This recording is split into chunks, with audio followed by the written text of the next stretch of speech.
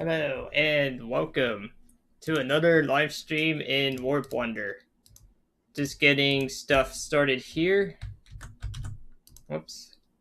Yeah, just getting it all set up and ready to go. Welcome.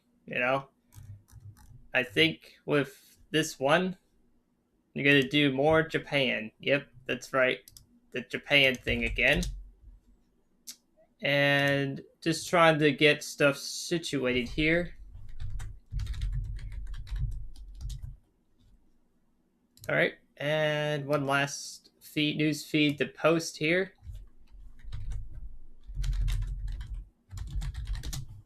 And we got that here.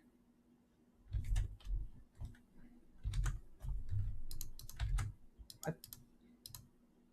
Oh, whoops. And just get this here. All right, I think I should have this all situated. Ah, there we go. Perfect. Okay, so now we got that out of the way. So this one, as the video title says, yes, more Japan, because I just love Japan and more plunder. And this time around, I'm going to fly the A675 Otsu to get it started. And depending on your requests and stuff, I'll just be alternating between the A675 Otsu and the Hai, because they are the last late war Zeros that were actually built in some numbers. Not much, though.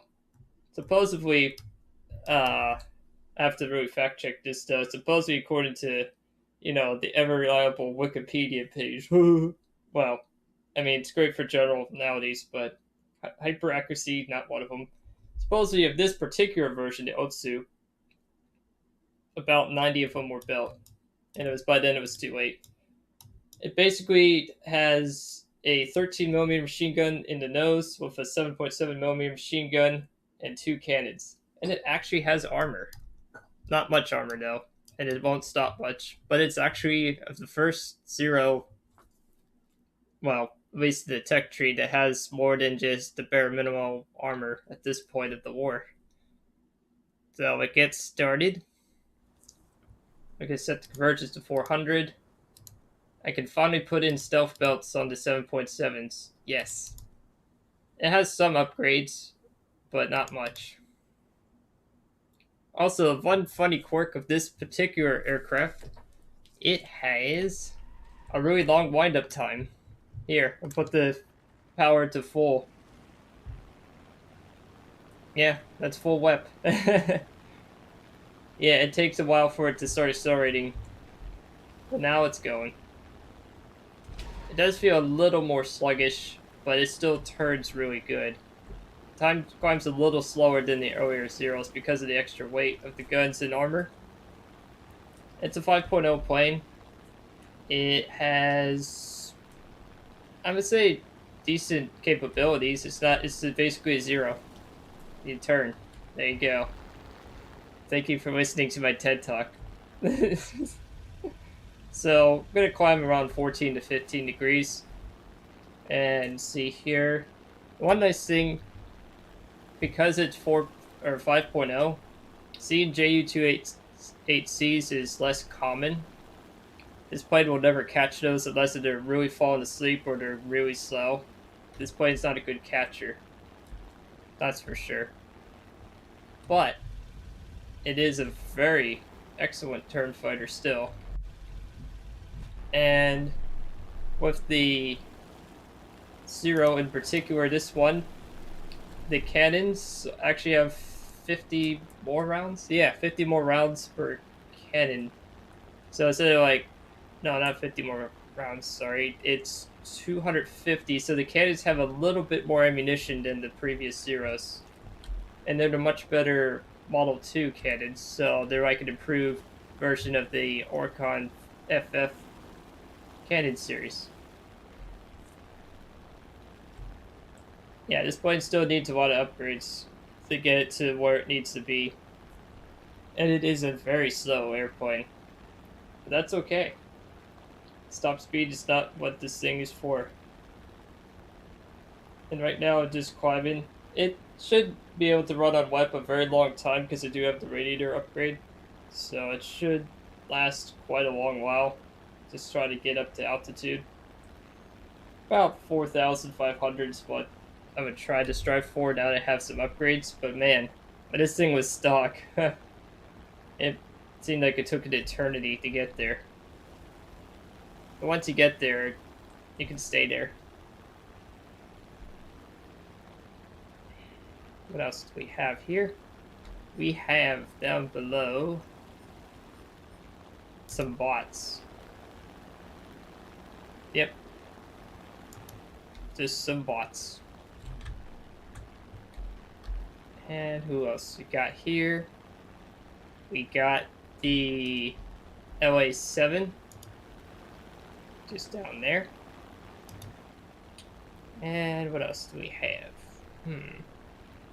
Honestly, I don't know. Oh, that's a 109. Okay. I was gonna say that looked like a 109.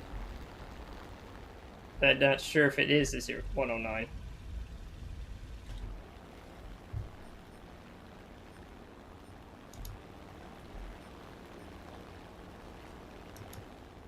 And who else do we have here? We have the LA7 P47s. A lot of P47s. Gee, manies. One nice thing about this plane being slow is it's much harder to get anywhere, which can actually sometimes save you from being too aggressive. Sometimes I will force the fight though because, you know, you have to chase after people. It's like, get over here. Because it's basically a close quarters dogfighter. You want to get in range and just start turning with them. Just have to wait and see here at coming at 11 degrees just to make sure that I get to at least 4,000.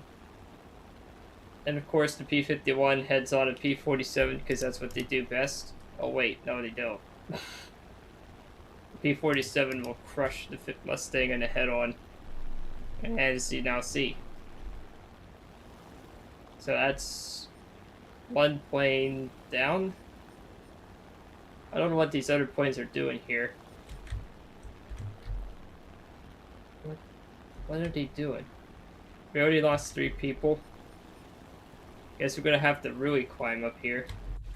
So I need to climb to like almost 15 degrees. Just to even have a chance here. And I have to climb away again. Ay. I can't dogfight 6 points at once. That would be like instant game over. I have to really be picky of who I fight with. And it looks like a Yak 9 wants to say hello here. So maybe the Yak 9 I can engage here. So I'll start speeding up a bit. I need to get some speed, not a lot of speed. Because I know I'm not going to be able to outrun him. At least not easily. He's slowly gaining on me. Albeit very slow. Yeah, running it is 0. Oh, jeez. What on earth is that P47 doing down there? Alright, well, time to fight the LA9. Oh, what? Oh, man. I just was about to get the turn on him, and then it just goes... Yay. Oh, this is basically the A6M5 experience. Sometimes you win some, sometimes you lose some. I didn't expect to be able to turn that quickly, though. But then again, it is still need more time in the A6M5 in particular. It's kind of strange, though. Like, it feels kind of weird. Flying a different version of the same plane. That's why I'm like, huh. Okay. So, try again. Of course, I do minimal fuel load. There's no point in carrying more than minimum in this plane.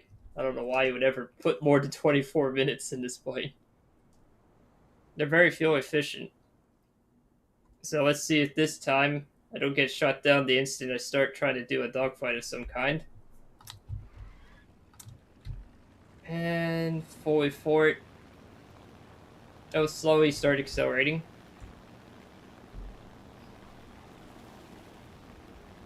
Come on. And there we go.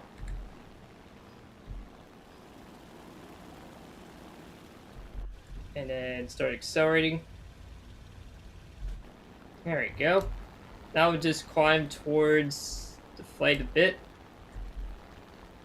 Maybe if I go around this way. And climb again.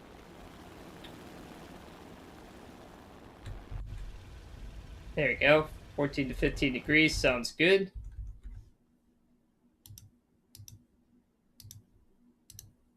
And what else do we have here?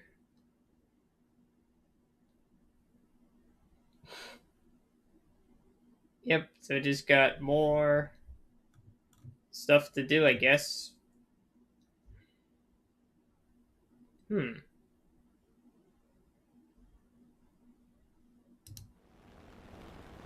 Let's see here. Yeah, perfect. If I just keep it in between 14 to 15 degrees with left running, it seems to climb okay. And the enemy aircraft already crashed. I mean, I did that yesterday with trying to see if putting relative actually is a good idea.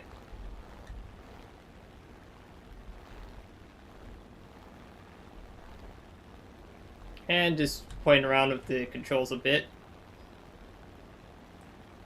To you too.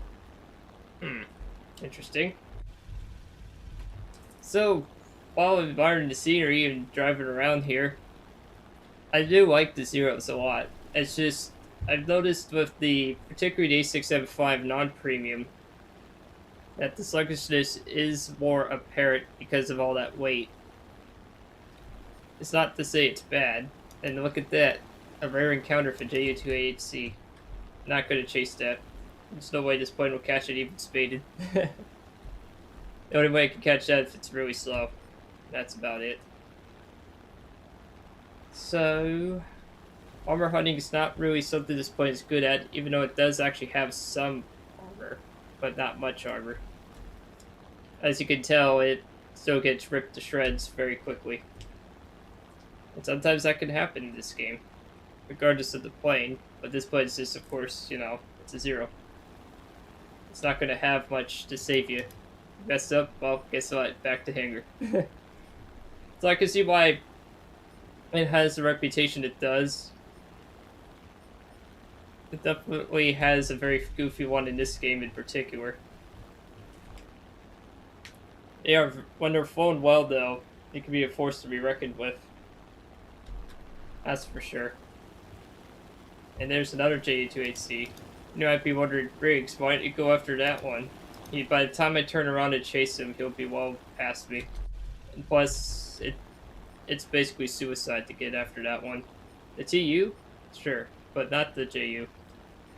The JU288C is just too powerful. It's just way too strong.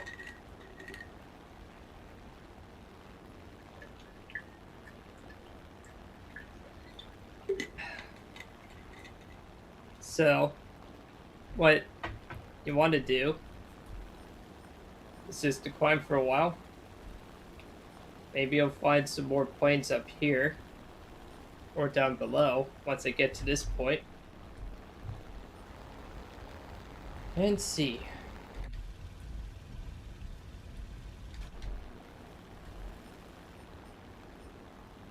There's a TU-2 down there.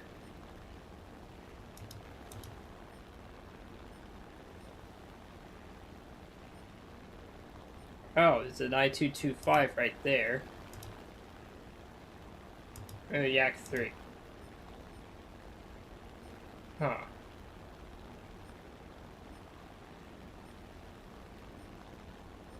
Oh, they're already engaging him.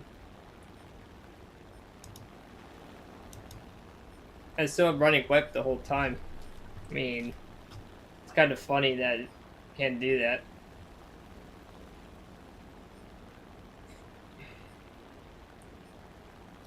Oh, maybe it can go after the I-225? Possibly. Maybe. Like I said, this plane is slow, so trying to catch a plane is actually the second hardest thing to do in the Zero. Is like, oh, maybe I could catch this one. And then you're like, go after it for a while, and you're like, nope. The Act 3 is coming close, though. I could definitely catch this one, because I'm really quickly gaining on him. Just want to make sure I get really close.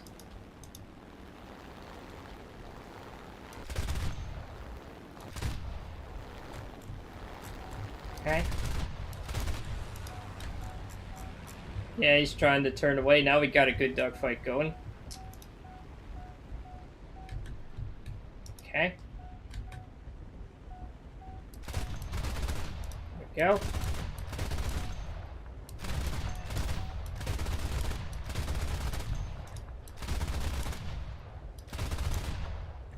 Yeah, you have to... because all the guns converge weird on this plane, it also takes a while to actually hit anything. There we go. Like that. There we go.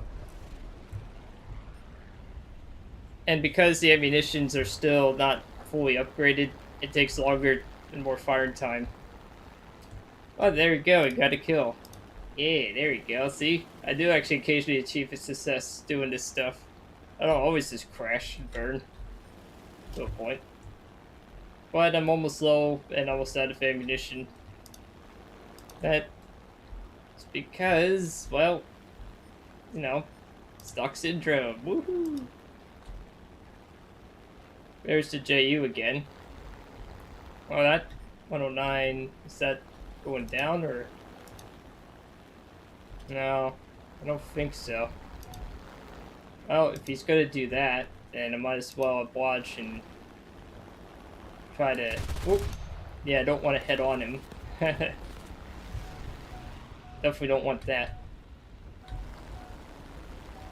Yeah, and then if I do that keyboard trick, where I do negative G's like that, he can kind of do stuff like this.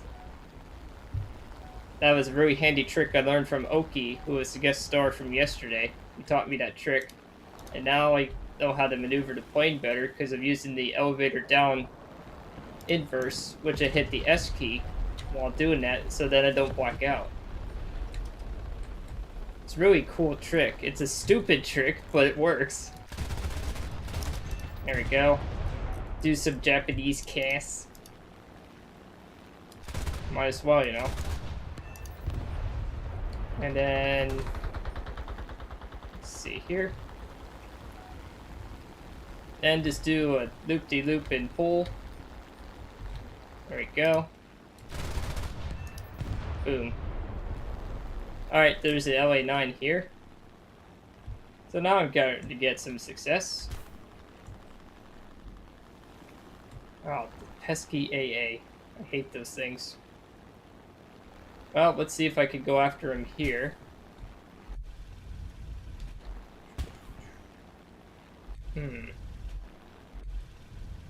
See if I can get a little more altitude. Don't want to be too low. I mean, I can fight low, but I don't want to fight so low that I have no energy to regain either. Gee, Maniz, what the... Hey. Great. Well, now I have to go back to base, and there's an I-22S here. Oh no, actually... you know what? Heck with it. By the time I go back there, the plane's going to be dead anyway, so might as well just fight here. Even if they end up killing both of them, which it doesn't look like they're going to. So, might as well go after the LA9. Okay. There we go. That's how you get it done. Like I said, this plane hangs on this prop. Even with a damaged engine that's leaking oil, that's making Exxon oil rich, you could still hang on a prop like that, even in a heftier Zero. So, definitely going back to base now, though. Now I have no choice. I have to go back. Luckily, there's only... Oh, just 2 useless Ju-288Cs. We have 1, 2, 3 good fighters. Or at least fighters that survived. And I'll just go back. Maybe if I shut off the engine temporarily and get my honor restored with this AAA here. Yes, I do make a lot of jokes about that. Good grief.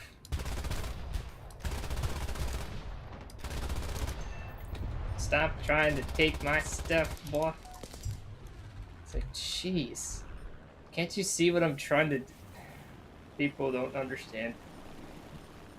Well, climbing back up to 5-degree climb here at 75% power.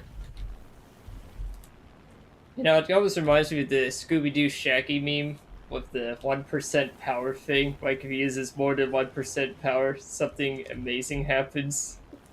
Kind of reminds me of that meme. It really does. I don't know why I was starting to think of that, but it did. And what else do we have here?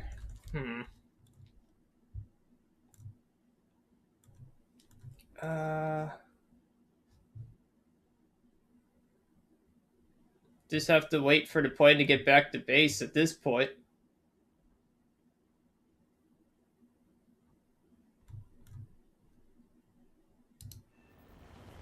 There's nothing to really report here, but what? Whoa, how did we do that much tickets? Holy moly. I don't know how we got that many tickets. Oh, we captured the airbase. Wait a minute. Is that now more a common thing? Or... Oh. Well, we won. that was a much better second sortie, that's for sure. Much more successful on that one. And let's see here. Watch, I'll get like a useless... Like, oh, come on, give it to me. No! I thought I was gonna get 80 grand. Nope, sorry. Well, anyways, next upgrade. Let's see. How? Oh, I'm already gonna get the engine, so let's get the new machine guns so we can get the better cannons. Because the offensive 13mm can be saved for last. Just do an upgrade in guns. So now it should perform even better. So wait, let's get to it in a way. Earn 10 grand for that, minus 4,600, so 9, 8, 6. So about 5,500 for 2 kills and 1 assist and 2 ground targets. Okay. That actually isn't too bad. I still made money even after investing money. So this plane's getting there. It should definitely climb better. It's almost at 3,000 feet a minute. Let's just see here. Do I have any more? Nope. Yeah, so 2,995. Okay. That's much better. And it can actually hit 322 in theory. Hey, to finally get in the hang of that as my plane does the bouncy bounce because realistic gaijin physics. Super realistic. A plane just bounces up and down and it is like a happy bouncing plane. And the wheels don't even know what they're doing. They're like, oh. And everyone's like, oh no. So there you go. Floor it and go.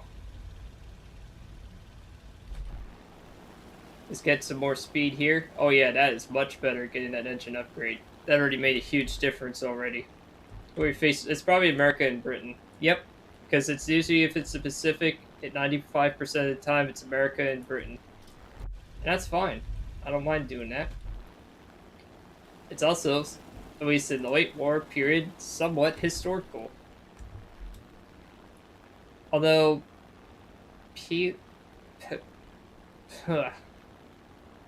English. You know what? I'm just gonna say the island that begins with a P. There you go. That island. I'm not even gonna try that one. I'm sorry. I don't know how you properly pronounce that. I know that's Saipan. That one I can pronounce. That's Cup Island. That's North Island. That's Kangaroo Island. That is, God knows what that is. I'll just call it the Geese Bus Island. And this is Umbrella Gold Mountain. There you go.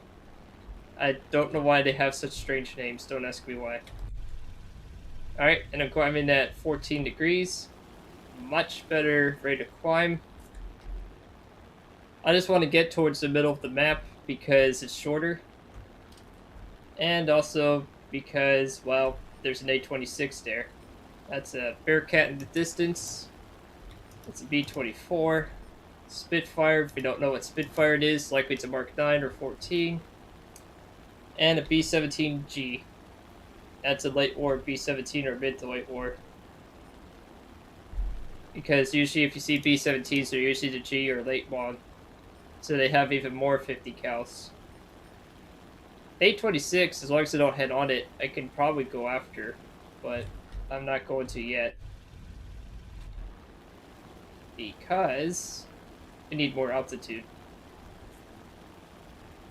I'm not going to try to dogfight below 2,500 if I can help it. At least at the start.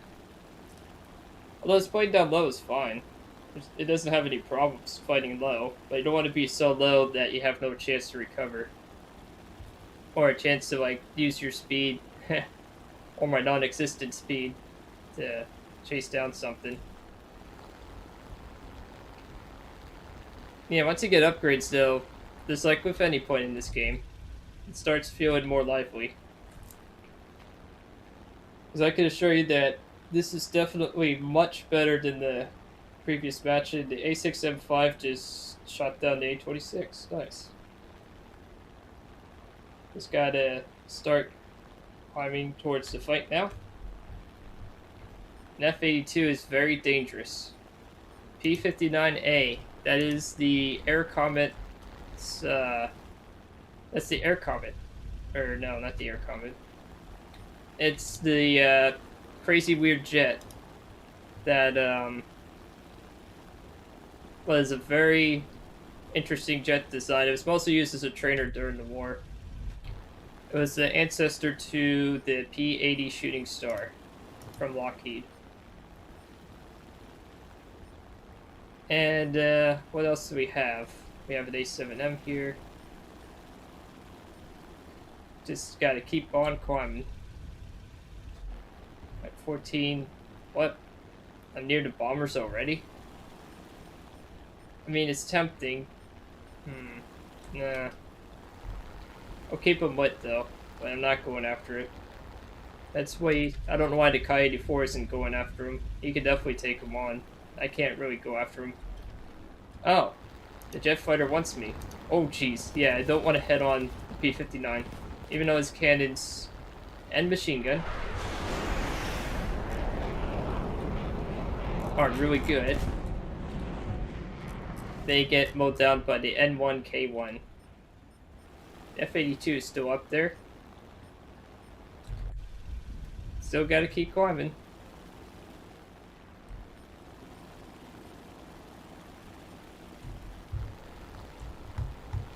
I mean, I definitely want to have that F-82 there. At least to get him to climb down a bit.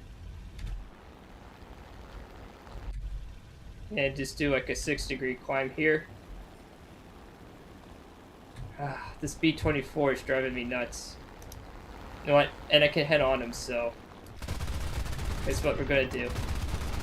Gonna attack him from the side, just like that. And dive away. Just to do something like that. If I get a kill assist out of it, that's fine. I'll take it. A Lancaster. Why on earth would you fly a Lancaster in War Thunder ARB? That's ridiculous. There's the F-82. Attacking the G5N. And like I thought, we have to slowly get towards him. Still have plenty of cannon ammo, so I can definitely take him to a point. I mean, I definitely want to follow the G5N's path so I can have a probable intercept. So you have to pull a lot of lead pursuit. I like pursuits when you're behind, lead is ahead. The Zero, since it's so slow, you have to do a lot of lead. Because by the time you get there, it'll be in front of you on paper. Yeah, I'm still not high enough yet.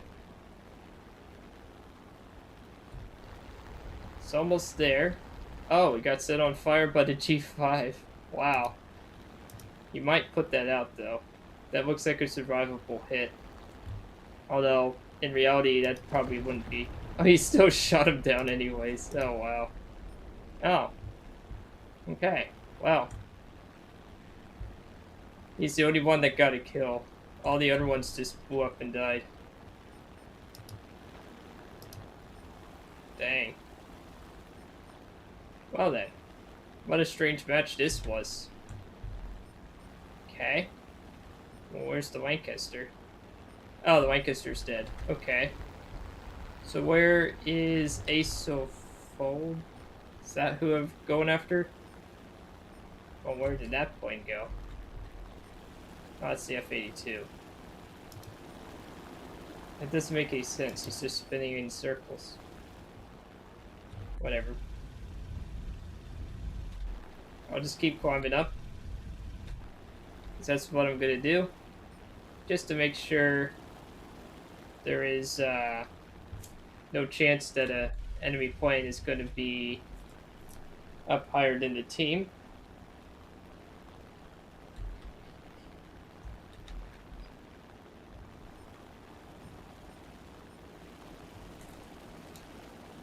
So where's the last enemy plane?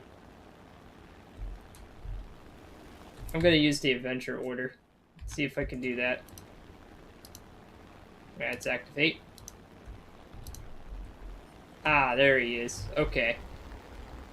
He went all the way over there, of course. Alright, well, since it's a bomber, it's not the most ideal target, but that's okay. I'll just do a very gentle climb towards him. Let's see what the manifold pressure looks like. Oh, that's not the manifold pressure. Oh, it's still making extra boost. Okay, that's good. And then do like a wild 5-degree climb towards him. Still making power, so could catch him.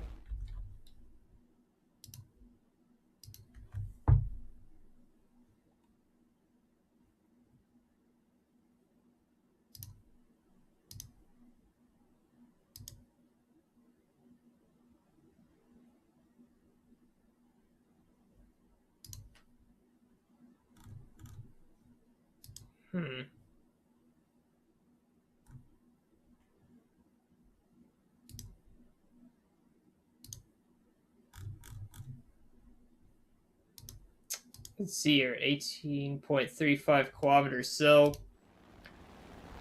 basically, as long story short is, this is going to take a while. And he's probably going to be the type of player... Let me see, is it a tank player? Let's find out. No. Huh? Okay. That kind of strange. Let's see here. I guess okay player. It's very new to the game. Alright. It's just a player that's new to the game or something like that.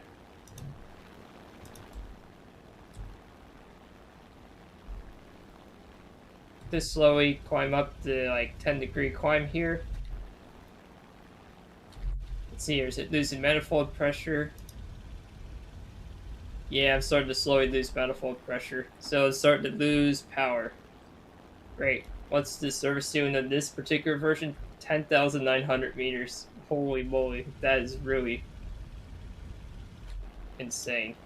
So I just have to just keep my plane pointed right here.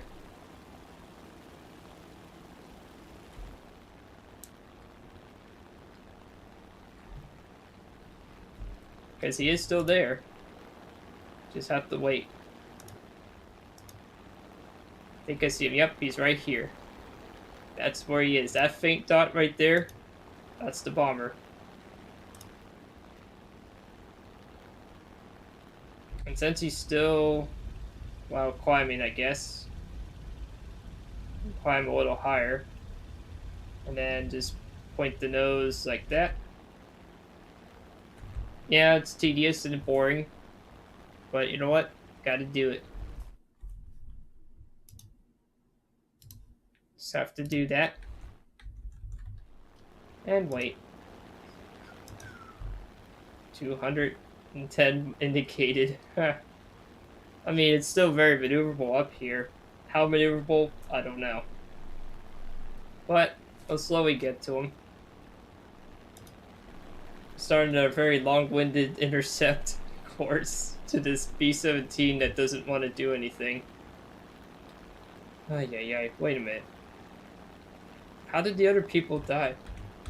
Did they like crash into the ground or something? I mean, if Dead 1K gets him, that's fine. I just at least want to be there just in case, you know, if he crashes or damages him, I can finish him off. Yep. And I'll climb up higher. Climb to like 20-degree climb here. And then level off again, just for a little more.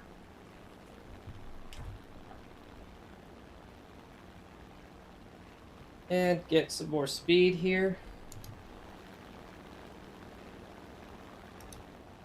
Don't want to be directly behind him.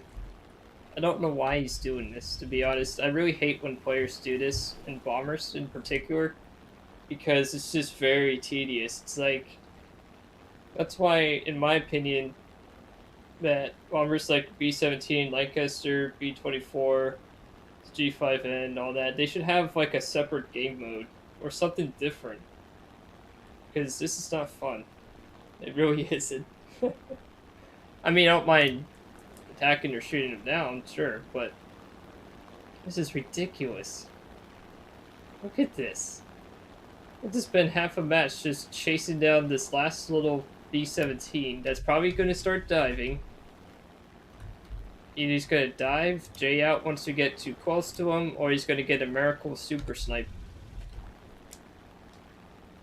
And I'm willing to bet it's going to be one of those four things. Why? Because it happens. That's what the real... This is real War Thunder gameplay right here. This is why bombers have the reputation that they do in this game. You want to see why? Well, this is what happens. How is this fun? God. It's like watching paint dry. Oh, then when K finally got close enough to him to get a shot. Got him to go down. Yep, he's starting to go down. Then I'll start diving. To like negative 20 here.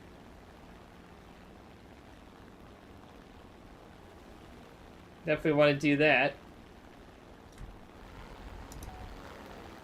Now I'm going really fast. Yep, and then get the oil cooled down.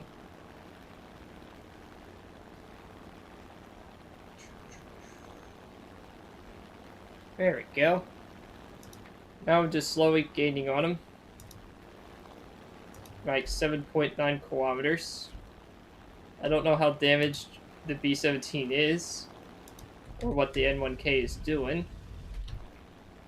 But we're slowly gaining on him. Very slow closer rate. My god. This is like kind of funny at the same time, because it's like, holy moly. That poor N1K is really trying to take him out too. The only reason I'm going now directly behind him is I've got to get some distance closer in. At least N1K is still there. I'm at 8 minutes and 34 seconds of fuel, I just realized. But that's okay. That's still more than enough time to get to the bomber. It's gonna be close. That's for sure. Okay. He really wants to do this. He really does. He just wants to dive away. Yep, he's just gonna cavalry dive away. Extend the match, you know. It's like, good grief. Oh, I'm almost 5 kilometers to him. Should slowly get to him. Come on. Just a little more. 6.0. Yep, I'm almost 5 kilometers to him. It's a good thing I did that Avengers order. Finally caught up to the friend. And almost caught up to the foe.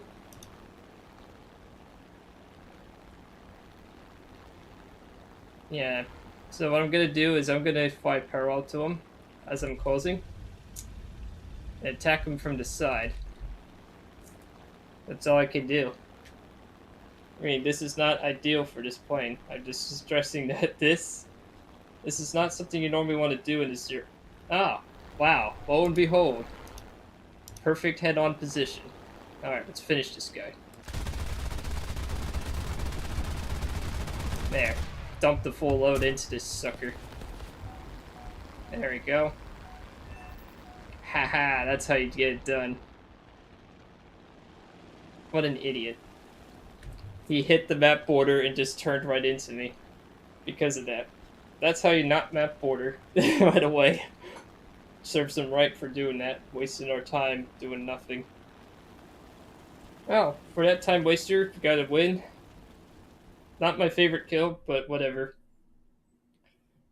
Previous match was more engaging. That's for sure.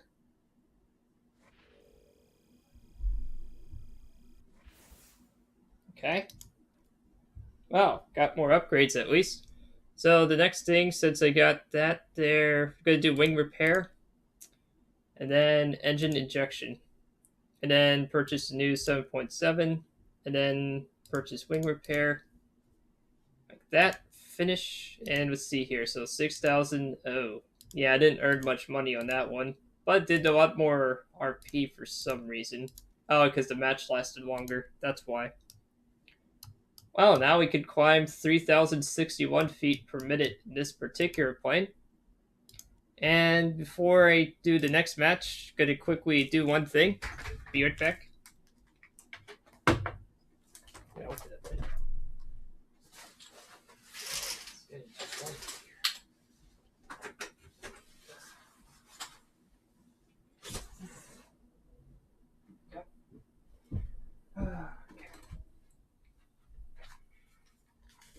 Okay. Just had to open the window because it's getting warm in here. Alright. Let's see if I can upgrade the plane skill here. No. Cannot. Logistical. No. Alright. So onwards to the next one. Let's see if maybe I could get it spaded today, or at least close to spaded performance-wise. That engine injection is going to help. So now I should be able to climb even faster now. Now I got the wings repaired, that should really help. And then I'll research the belts after engine injection. Engine injection is a very critical upgrade for prop era aircraft. That gives you a lot of power. It's a very big upgrade. It's the most expensive engine-related upgrade you can do, but it is very useful. Okay, let's see here. Let's see if do full WEP. See if it accelerates a little faster. Nice spring air outside.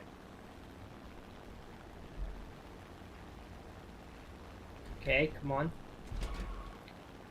There we go. Perfect. Okay, so it is a little faster accelerating too because of that engine power. Yeah, it should climb much better against the Germans and Russians on this one. Climbing at 16 degrees.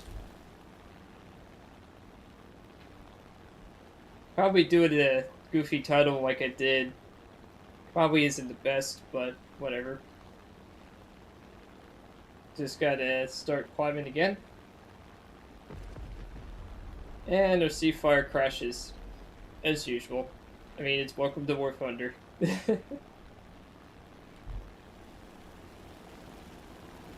Just find the A6M5 Otsu. Once you get, of course, all those aforementioned things, it tends to seem to do better now. Actually, repair cost on this plane is actually pretty low for a 5.0 plane. It's only 3,700, but I'm not spaded yet. So I'm guesstimating it's about 4,000 to 5,000 lines, if it's like that. We'll have to see. It's definitely climbing much better because of all those upgrades for sure. They're already at 2,000 meters. I mean, granted, it is a higher altitude map, but getting to this point is much faster. Lots of fighters, which is good. Holy moly, that's a massive coalition. Americans, the British, the Japanese, the Italians, the French, the Swedish, Israel versus Germany and USSR. Very realistic on the bulge. Check out your alternative history book today. It's absolutely ridiculous. An HE-219. I don't remember what that is. I know it's a German plane. I don't know if it's ground attack or... Might be ground attack. Kind of forgot what that was. It just depends on what it is, you know?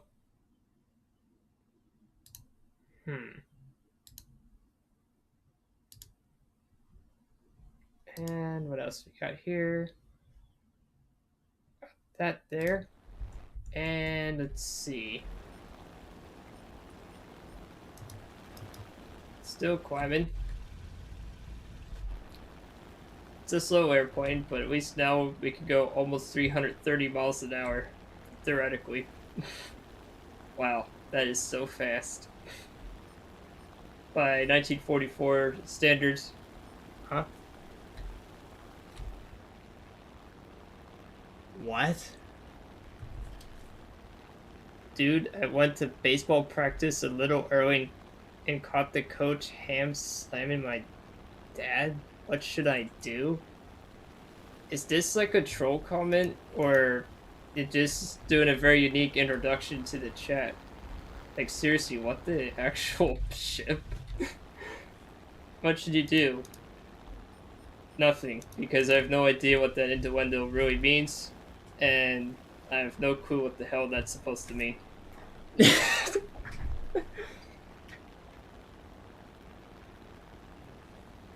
This is probably going to be on the record books of this channel's most strangest comment I've ever seen doing War Thunder. But then again, it's War Thunder. I should kind of have expected such strange comments.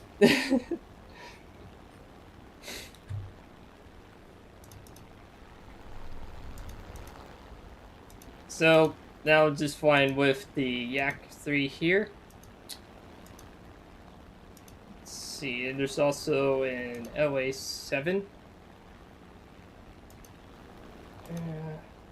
Of course, they're too far away as usual.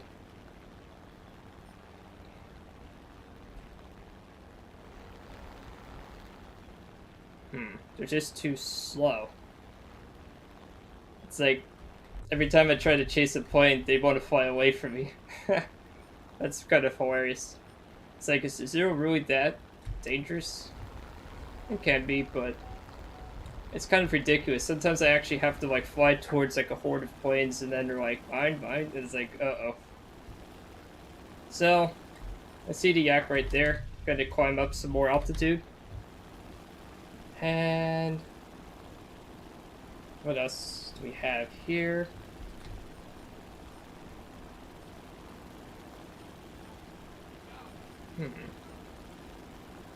Trying to look at the Yak 9 here. No. That doesn't seem to really work. These planes are flying in a platoon, so I can just tell. Yeah. They are flying in a platoon. Or at least I think they are.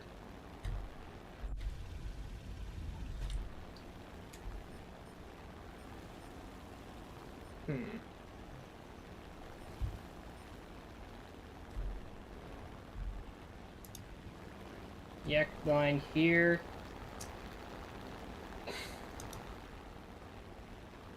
Wow, that's a strange vertical. Why is he going that vertical in the yak 9? Is that like the high altitude version? I can't tell. It's War Thunder. It doesn't tell you shit. Oh, it's the U.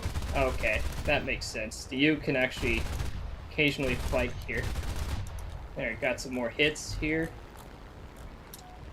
Keeping with them. Now we got a serious dogfight. Okay, just gotta get a little more. There we go. Just do a little tap with the S there. Moving the mouse over. There we go. That's how you do it. I don't know why he wanted the dogfight. There. Perfect. Excellent. Now we got a 190. Oh. Yeah, I don't want to do that there. Perfect. Excellent. Oh. Yeah, he wants to do that there, so I turn... Oh, shoot. Oh, great. Jiminy Scott. That was the wrong guess. Thought he was going to overspeed, but apparently he pulled back up, saw what I was doing. That was a good counterplay by the 190 there. So props to 190 for doing that.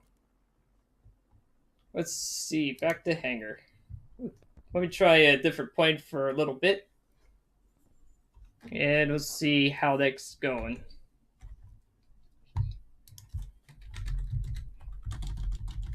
I have to wait for the computer to actually do anything, because this game is really well programmed, by the way.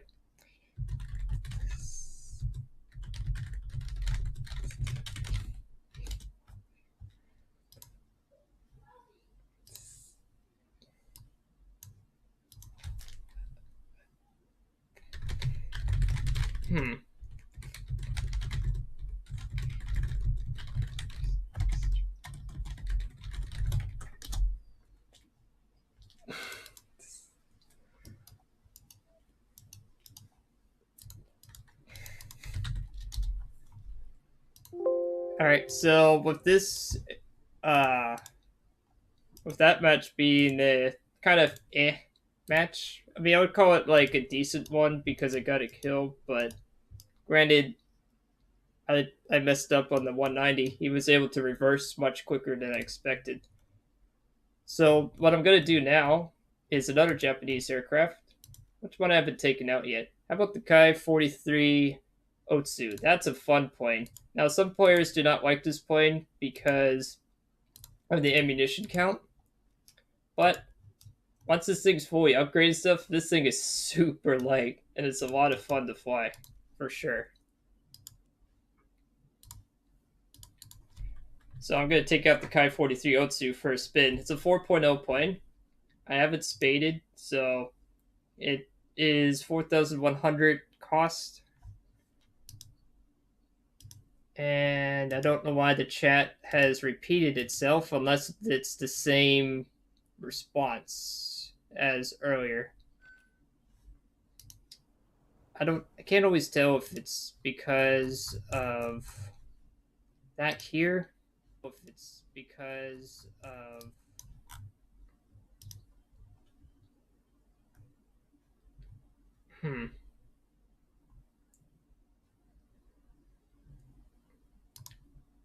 Okay. And what else do we got here?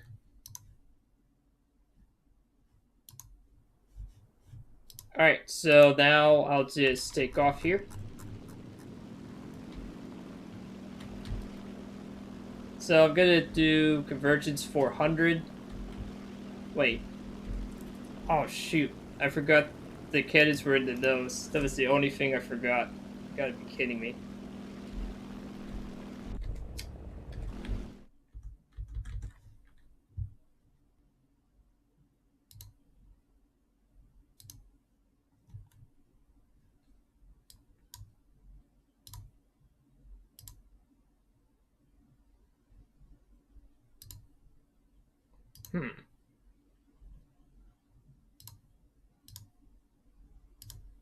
There we go. Alright, so with that there... Oh, next time we fired the cannon here. Alright, so now I'm just going to start climbing at 16 to 17 degrees.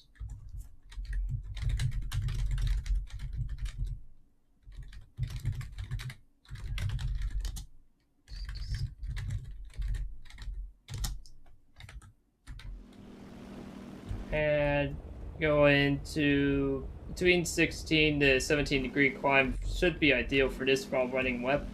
Once you have the radiator upgrades, it climbs pretty well actually.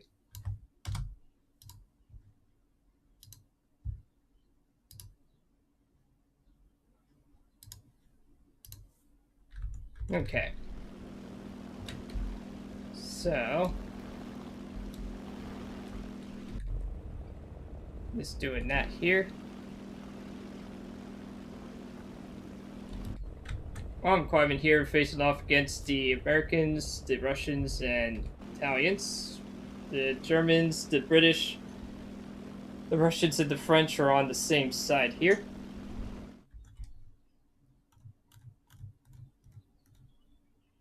And what else do we have? Okay. So, got that there.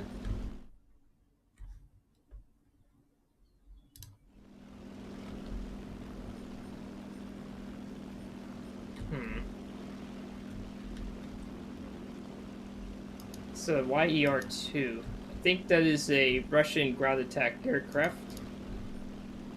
And who else do we have here? Is there anybody else on that team that I noticed? P-51. I don't know why it's doing that low unless if it's the quad cannon version. Although it's highly unlikely because this plane is 4.0. There's also B-26 Marauder. That should...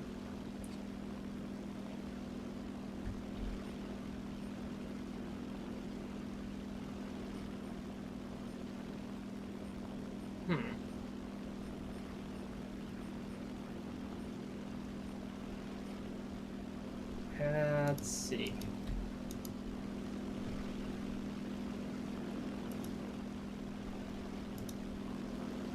B-26 just shot down the D-17. Yeah, it does have forward firing guns, but if I do this here... Oh. There we go.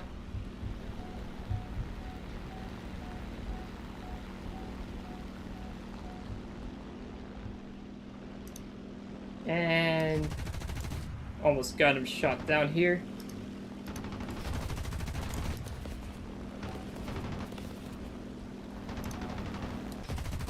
Almost got him shot down here. Just need to work on the other engine. Hopefully it doesn't... Oh. Ah. I almost thought a team killed the 109 there, but luckily it didn't do that.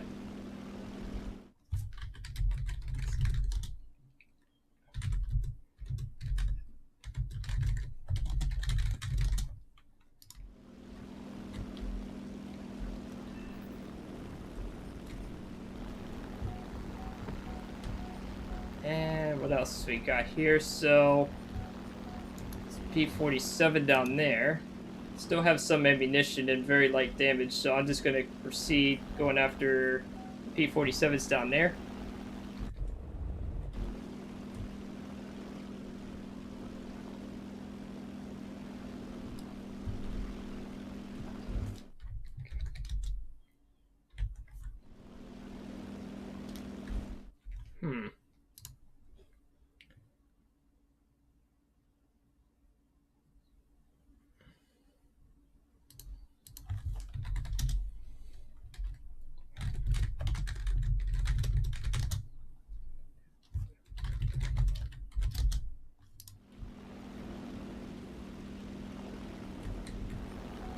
Just trying to figure out, like, where did those P-47s go? That's what I was trying to figure out here. And let's see here.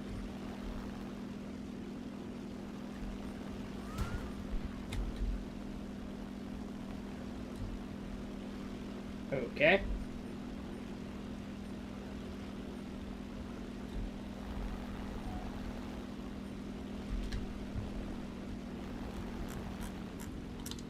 Let's see here, P-51D.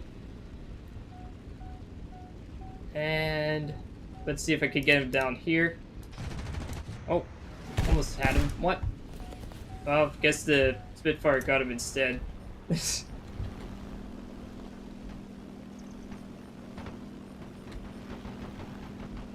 Oh, there's our friendly P-47 doing some ground striking. It's G-55 here.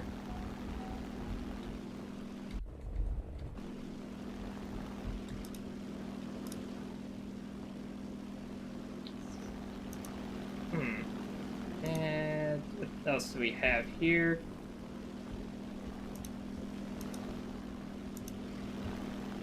Almost caught up to him, and then he gets shot down. Okay, well, maybe the P-61. Good grief.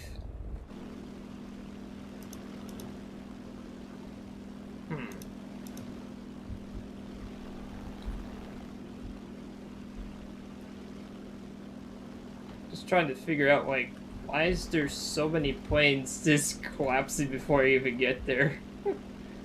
It's really strange.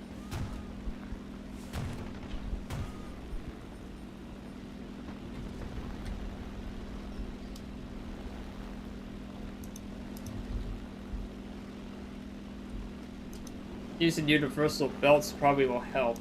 Trying to get this plane down here. Oh, jeez. I didn't realize the turrets can aim sideways from that far away.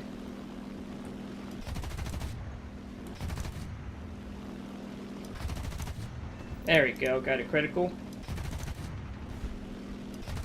Come on. Can at least get one. Yay, there we go. Finally got one kill. Now going back to base. That'll definitely help the team score there. Holy smokes, the Spitfire Mark V actually almost got an ace. It got like 4 kills. 5 is an ace in most terminologies. Where is that bus plane anyways? Oh, it's a BE-6. Oh, he's at the corner of the map. Oh, forget that. I'm not gonna do that. I'll just go after an AA here. And then head back to base. There we go.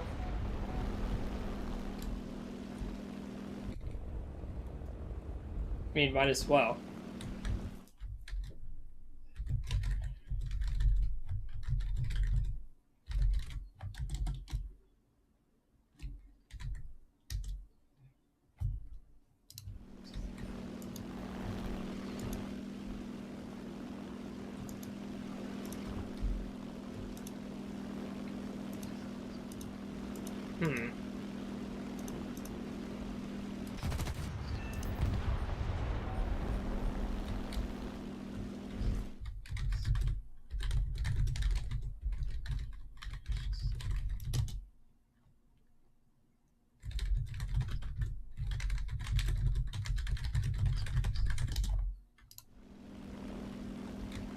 Then now just going after this howitzer here.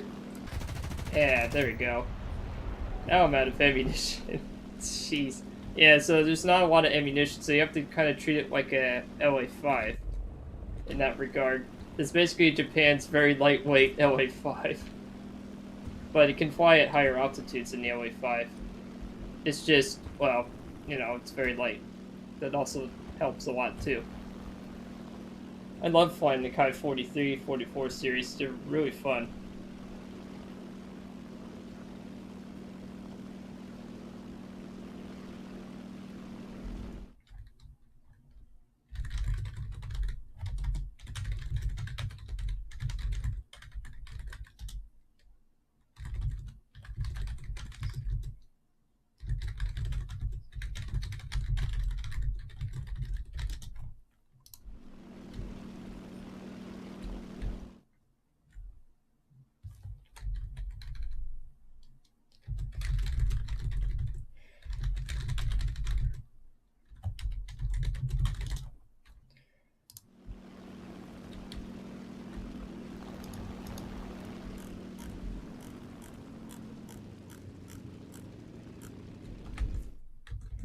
So now I just have to land here. So just gonna do a landing gear attempt here. It should be pretty easy. These planes are very easy to land.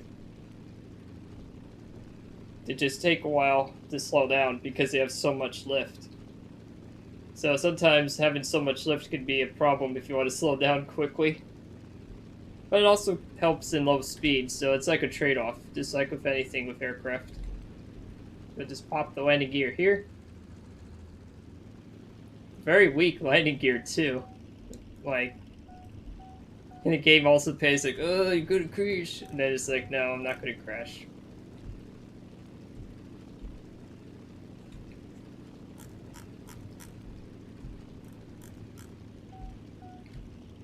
I love the fact the game still panics that it's like, oh no, you're gonna crash. What are you gonna do? It's like, it's alright. It's very easy to land Kai 43, Kai 44s, and zeros. It's, I mean, you have to be really aggressive with the controls to crash land these planes when you're healthy.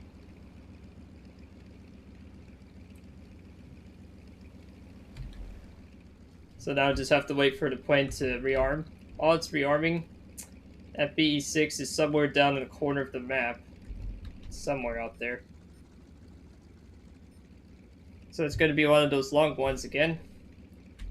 Where I have to just do Japanese casts, I guess. So let me quickly leave the aircraft now that it's fully repaired. And change out the armament a little bit. So let's see here. No convergence. And do ground targets. Oh, I can actually carry 250 kilogram bombs. Yeah, Japanese chaos. Because the last plane's a BE6. There's multiple fighters. So I'm just going to take off like this.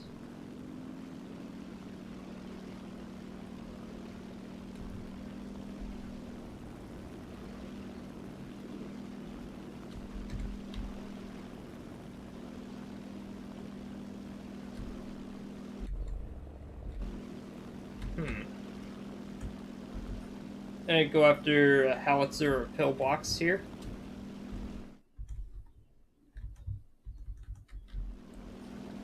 Oh, they shot down the BE6 right as I took off.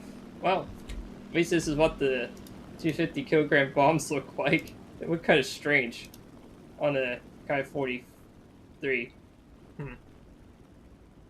Well, so much for that idea. By the time I got back, it just did that. Interesting.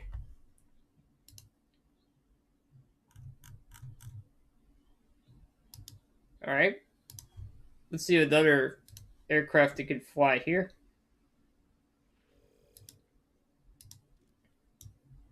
Let's see here. So I got a victory in the previous one. Okay. What other aircraft have I not flown? Well, I can fly the Kai 100. It does overheat the engine a lot with this plane. And I think the only thing I didn't do was the new 20 millimeters and the bomb loads. But then it's pretty much the same aircraft. So let's see here. It's Tracer's armor-piercing shells. Yeah, do start with Universal. It's always a good choice to start out with that for belts. And where are the 20s? 20s are in the nose. Oh, interesting. Okay. Let's take that out for a spin.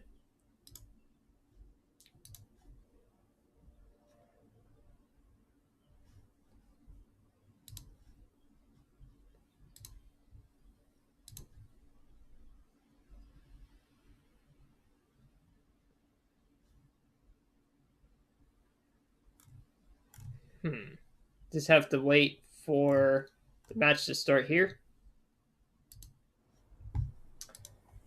And set the convergence to 400. And start. It's kind of... The Kai 100 is a very strange aircraft because it does use a radial engine, but it's like a very strange radial engine for the Japanese line. It's also one of the few Japanese single-engine fighters that overheat very quickly when running WEP. It doesn't climb as well as the Kai 43 because it's heavier. Because it has 2 cannons and 2 50 cal machine guns, or in this case 12.7 millimeters, which is basically 50 cal. And then we'll just level off here.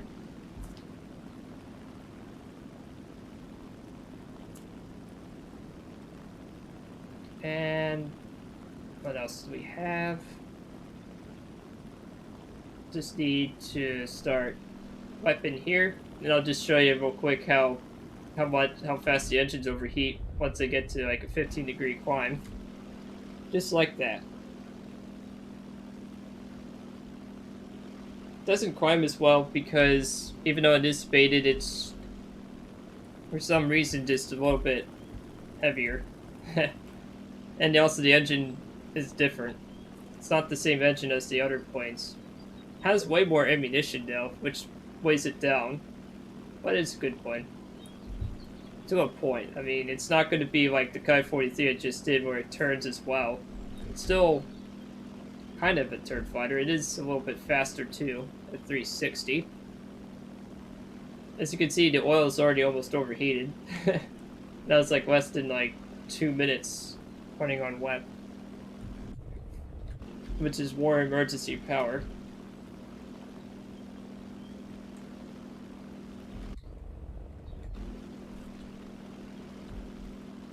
For some reason I'm the only one going this way. Don't know why, but that's just the way this game is.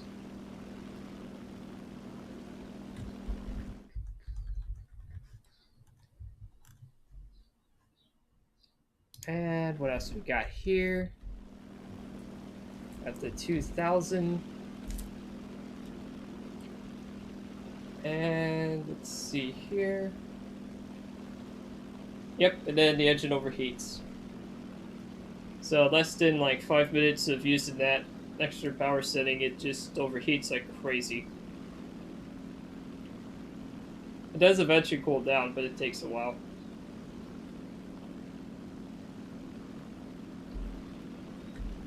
See what we got here. So you got a B-18 there. This plane's battle rating is 4.0. Repair cost actually is pretty reasonable so far. I think the most it's probably going to cost once I get those last upgrades is like in the low 4,000s. So it's not bad in terms of like how much money you can make and stuff. It's a very strange rank 2 aircraft, I would say. Don't see many of these planes running around, that's for sure. Roll rate's okay. I mean, it's not too bad.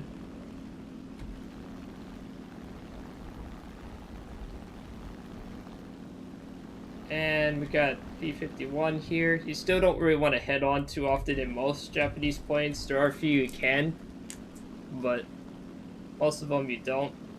Not really good at head-ons because they're so risky. Well, head-ons in general are very risky. So then we'll climb to like a 18-degree climb here. And what else do we have? We also have an I-85. A Whirlwind. And an SB-2C.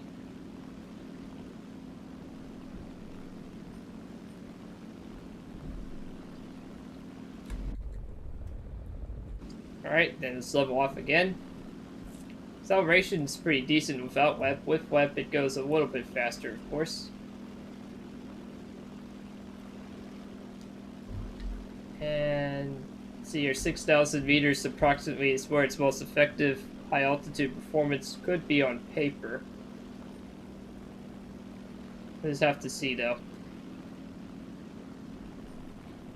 That Whirlwind makes me a little nervous, but maybe we could go after the P-51 instead.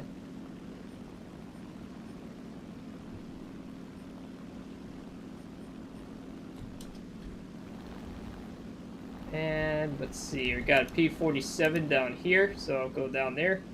Do a lag pursuit, just in case, because this P-51 is climbing above, so I'll go after the P-51 instead. Take a few shots there. Oh, Easy. Wow, that was probably the easiest shot I did this whole playthrough. And there's the S199. As long as I don't head on him, I'll be good. Definitely wonder what. Do a lag here. Go down and below him, like so. Oh, yeah, I don't want him to. Don't want to get on his 6 here, so I just climb up and over, pop the flaps, go back down and around, reduce throttle, pop in the flaps, increase throttle, get closer, right about here.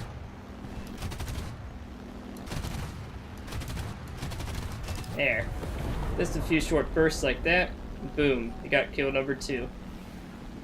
Alright, so now with the Yak 9 here. See what he's doing. Oh, yeah, I don't want to. It's a Yak 9T. Okay. Then turn up and over. Like so. Then up and around. Oh, and the Yak is dead. Wow, that was easy. Still have plenty of ammunition. I love flying this plane. I mean, it's not my favorite plane to fly, but like most Japanese aircraft, I do like flying them a lot.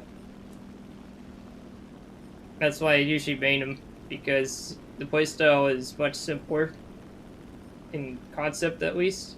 It's not the most effective at certain scenarios, of course, just like with anything. But I have the most fun in them. And that S199 wants to go head on. Does he? Yep, he does. So I dive below. And then turn around. And pop the WEP, I guess. And climb at 10 degrees or so, just looking around. Okay, there's one behind me. I'm gonna turn around here. Turn up and over. Nope, not gonna get that shot, so I turn back around. Turn in. Just like that.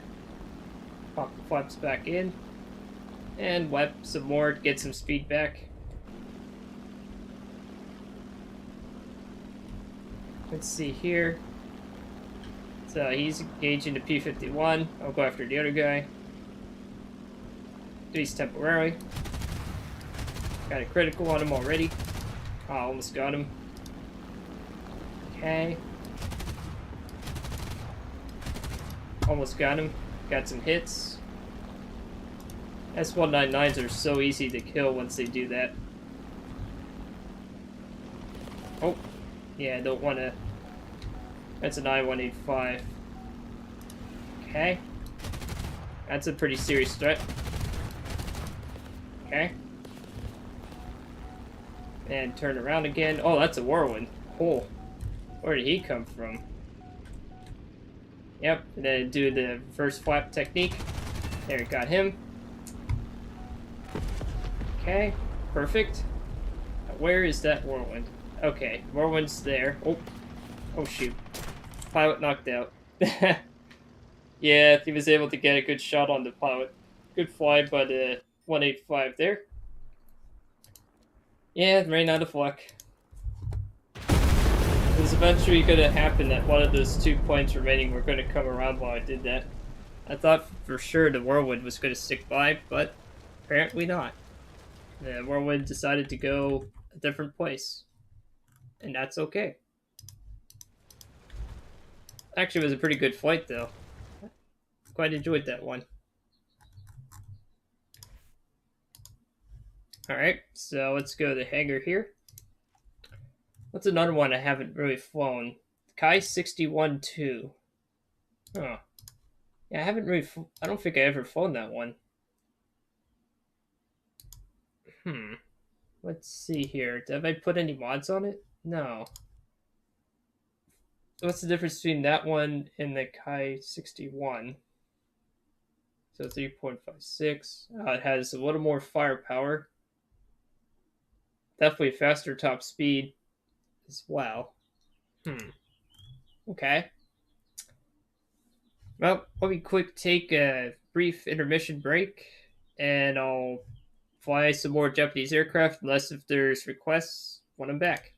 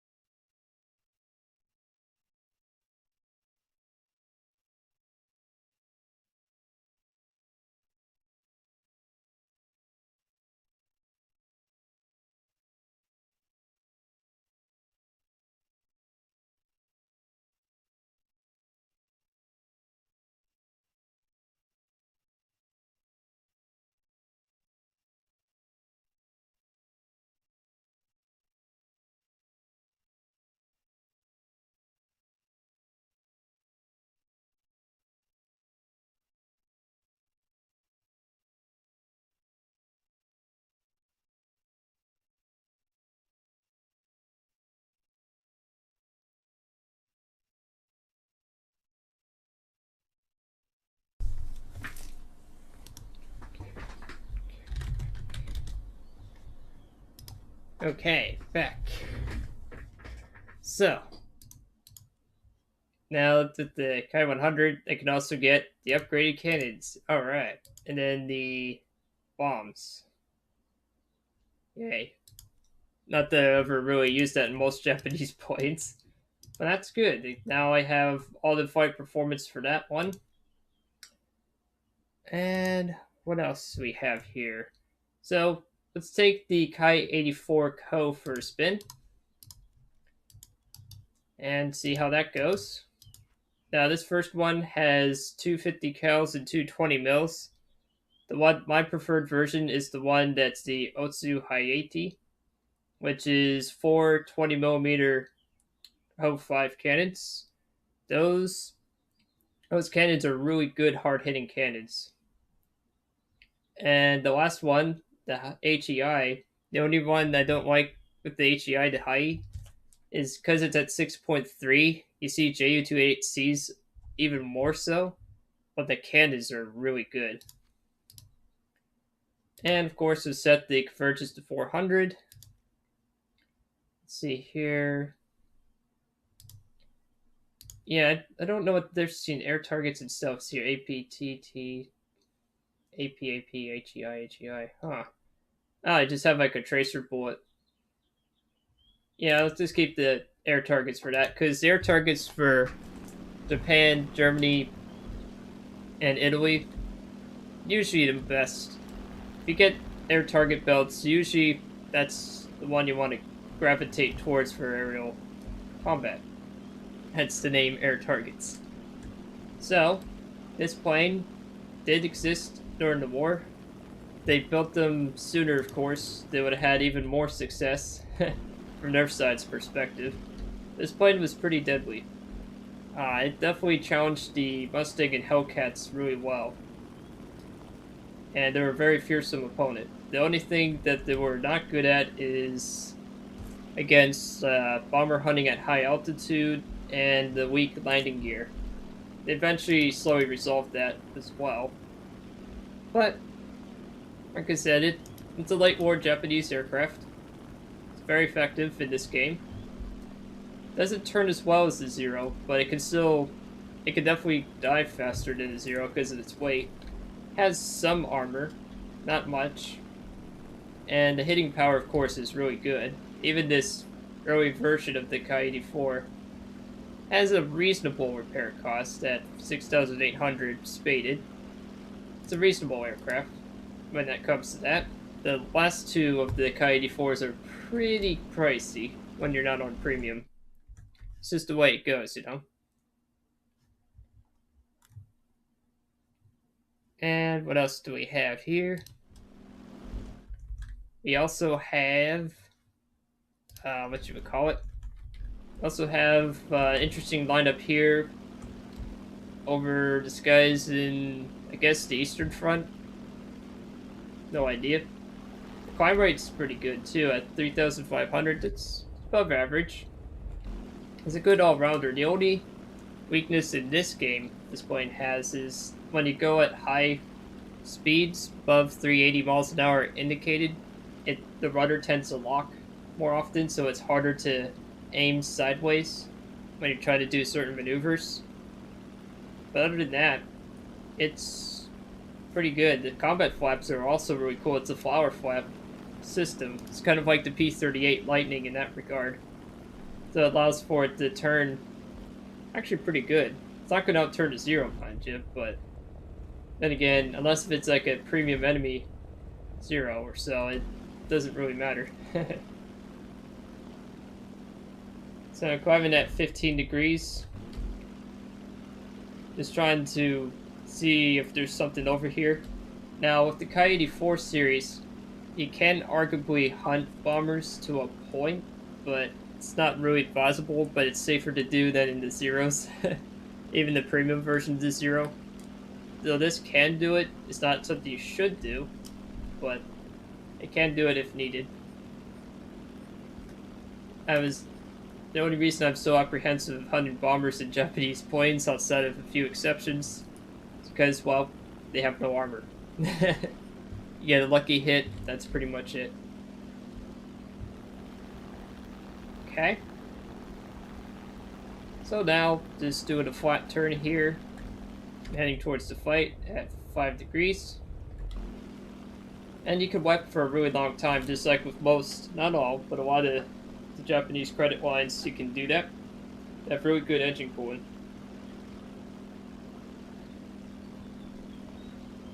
We're at 5,600 meters already. So, we're up pretty high, which is good.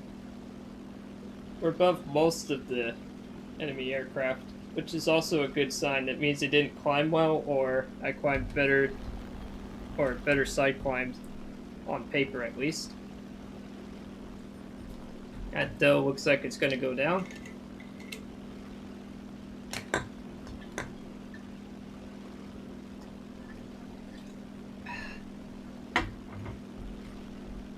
Let's see here. So we got the 109 and a Spitfire going down low. Okay.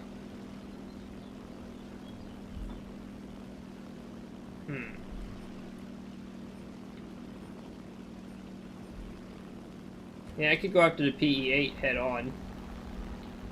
I could definitely head on that. And just dive straight at him. Like this.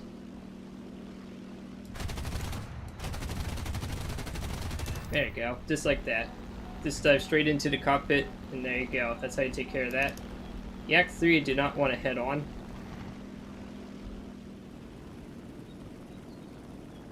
Let's see here, definitely want to just lead him away for a little bit. Now I can turn into him. And turn hard. Okay. And turn into him. Just like that. And yeah, that's what that downward arrow key technique does. It resets the G meter. Temporarily pulls out your turn, so you gotta time it right. And there you go, you get super maneuverability. And then pop out the combat flaps. And then pull them back in. Oh, they got him. Not gonna mess with that. Turn it in for the 109. Pop that out, pop it in. Go straight at him for a little bit. Yep. force him to overshoot. And he basically gets shot down by the P-51. And go after the Spitfire. See how he does. Like I said, this plane is very phenomenal. I love flying the Ki-84s, especially when stuff goes like this well. Let's see. Almost got the Spitfire here. Okay. Yeah, I want to do a little bit of a lag pursuit here. Don't want to lead in. Oh, he already killed it. Alright, wow. It's a good thing I did go after that PE-8. Otherwise, it would have not demonstrated any firepower at this point. Alright, so what else do we have here? Where is the last two? Oh, are they down there? Oh no, they're right there. They're both in Spitfires. Okay. So they're both there.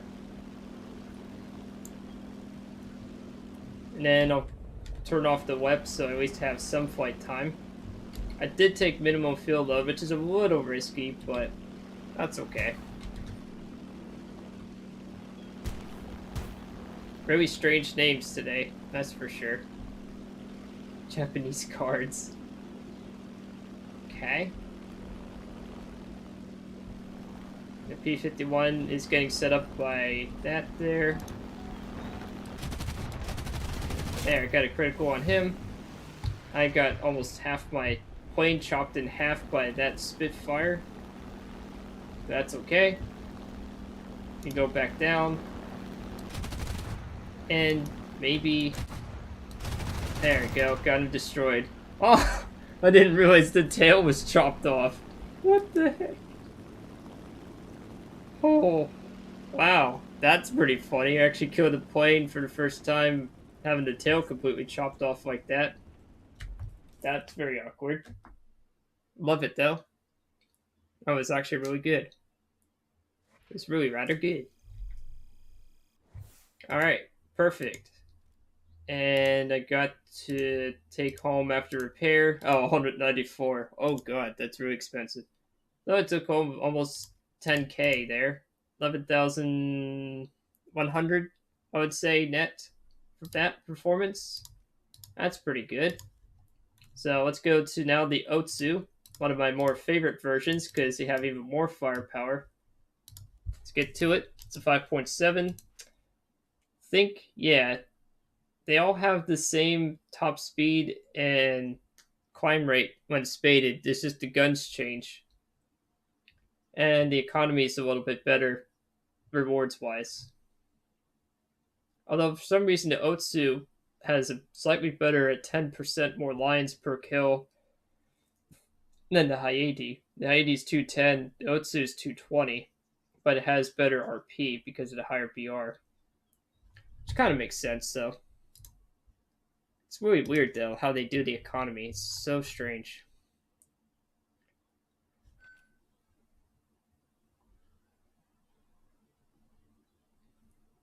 Alright. And let's take a look here. So, we'll do 20 minutes of fuel because this is a big map, and I'm not a naval fighter. For the belts on this one, no, I don't want practice shells.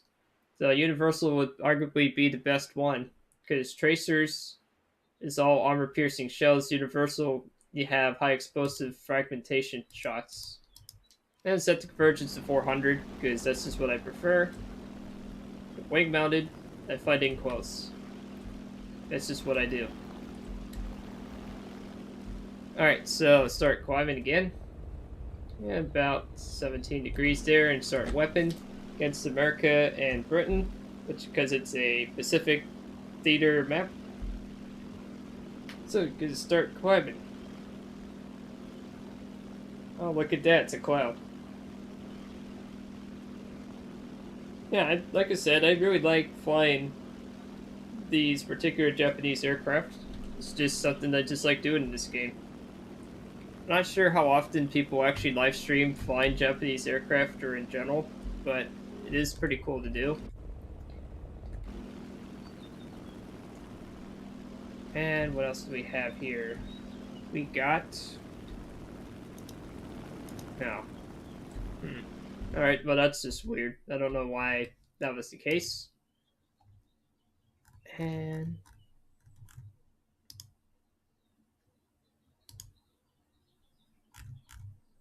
very strange. Not much really to say right now.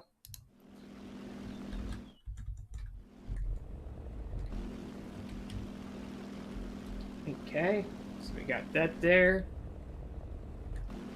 And, well, it's still 1, 2, 3, 4, 5, 6, 7. So 7 versus 7 on paper at least.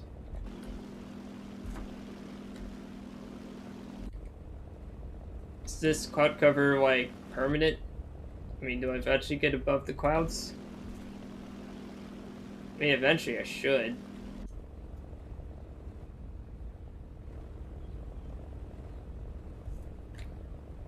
I mean, it's kind of, this is kind of what it looks like inside the cockpit. I mean, this is why they have instrumented aircraft, because when you're flying through a cloud and stuff, you can't really see visually outside. It's very strange. I really like the dials here and stuff too. It's pretty cool.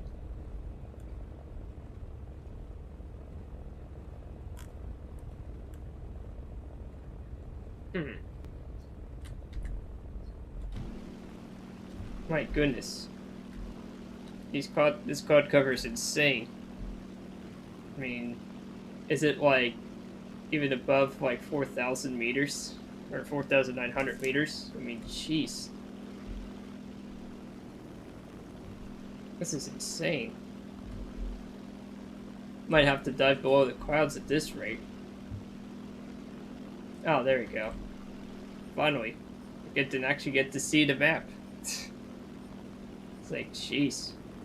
Those clouds are really good cover, I would say. Wow.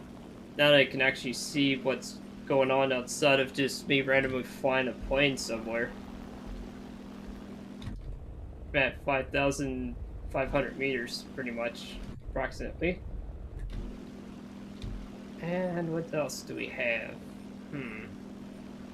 A-26 and a Spitfire. Okay, so I used to know that.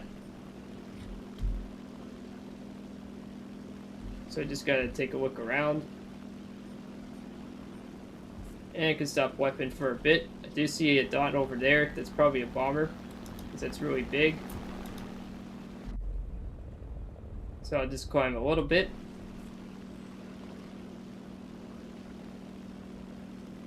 And just keep on climbing.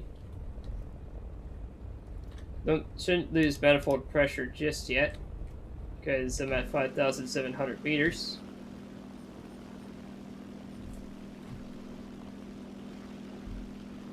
Don't know where all these planes are. Oh, there's the F4U. Okay. Still a point off in the distance there. So I'll dive on the F4U here. And let's see here, doing some lead pursuit. Don't want to lead too much, just in case. Yep. He's going down there. Don't know why he turned away. Want to get a little closer. Well, that didn't work. Oh yeah, I don't want to lock up the controls here. This plane has a nasty habit of locking up above 400, so I don't want to do that there. Reset the G's with the arrow keys. Now I'll go full in again. Ah, I almost hit him. Okay. Well, I'll just keep chasing him. Let's see here. Whoops. Yeah, I don't want to waste more ammunition doing that. And this F4U behind wants to do that, so I want to do that there.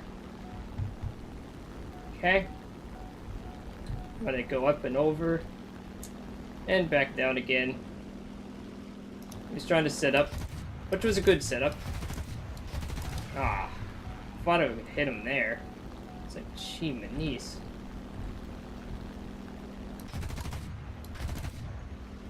Come on. Come on, set the combat flaps. Come on. Just a little bit more. Oh. There we go, got a critical there. Ah. Darn it, the F4C came back and got me. Great. So close. So far. How did he... Wow. That's kind of interesting. Well, that was a good play by him. Alright. Oh, that was a good play by the Corsair there. 10,000. Jeez. That was max repair cost. Good grief. Lost 10 grand on that one. Alright, so what's another plane? What's another plane I haven't shown yet? Let's see here, just J5N? Yeah, I never flown the J5N in a while. Can I? Oh no, that costs money. I'm not gonna make myself bankrupt doing that. J2M3. Wait, what's the difference between the two? Oh, the JM5 is... Could try out the J2M5 for a spin. It has kind of two Model 2 20 mils and two Model 1s. The Model 1s have slightly less ammunition. The Model 2s have slightly more. It's a good interceptor-like aircraft. I don't know which offensive 20 I have here, but definitely want to set it to... Let's see here. I'm going to set it to Universal. Tracers are okay, but I kind of prefer Universal to start with. And I'll take off with this one and go from there.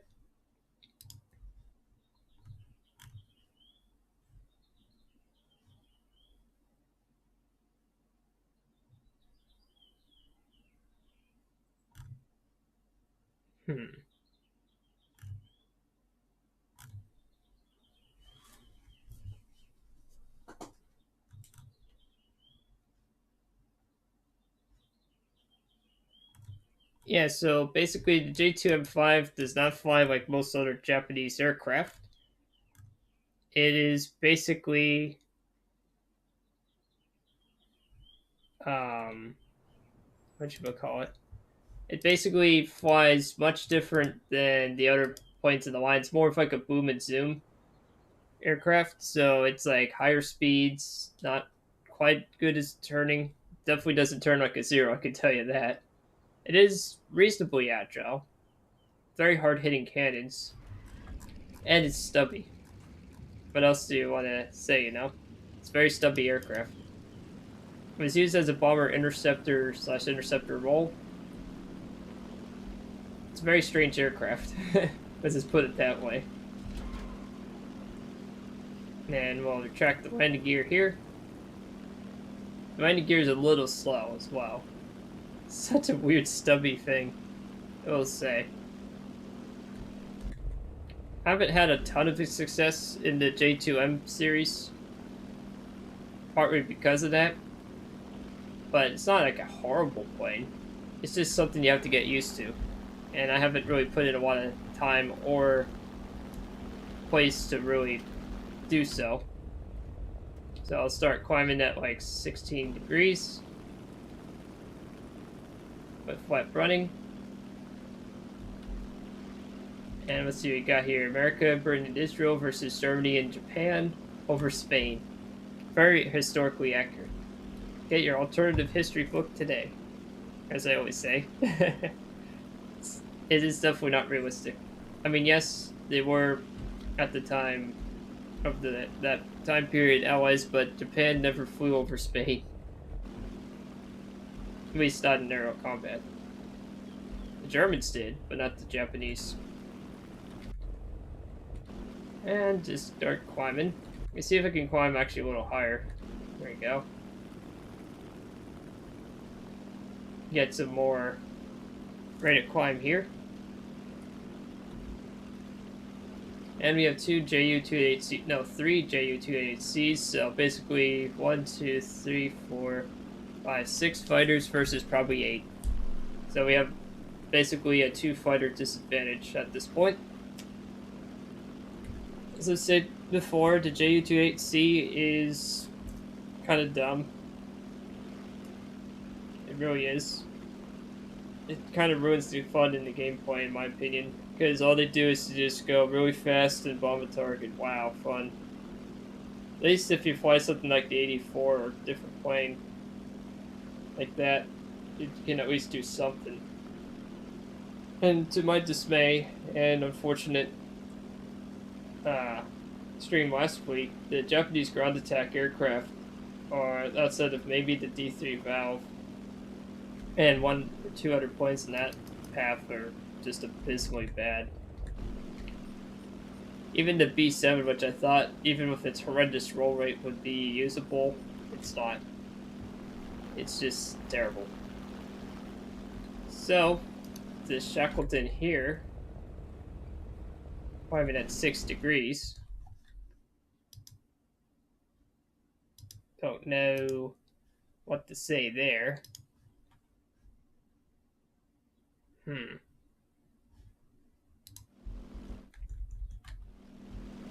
That's a Shackleton. It's like, I haven't seen that in ages. Wait, these are all the bombers. What are they doing here? Oh, okay then. Just get some more speed then. How fast can I go? 371. It's not speeded, but it works.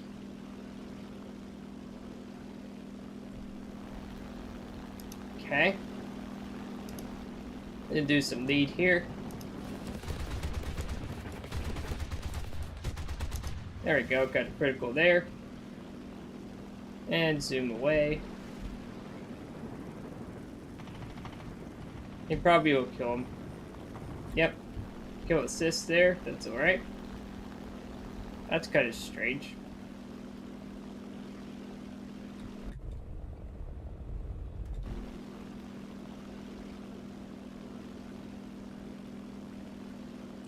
Alright, then I'll zoom climb up to the B-17 here. See if I could get at least one hit here.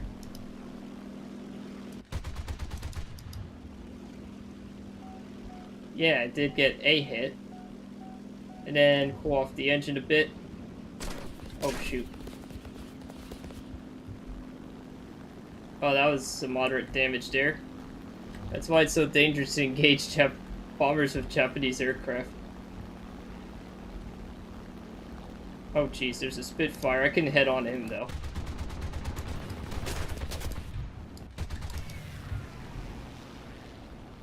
There we go. Maybe I could do a little bit of turning with it. No, not much. Okay, definitely cannot turn with the Spitfire. Definitely want to do like a dive-in maneuver here. Get some speed and get down below.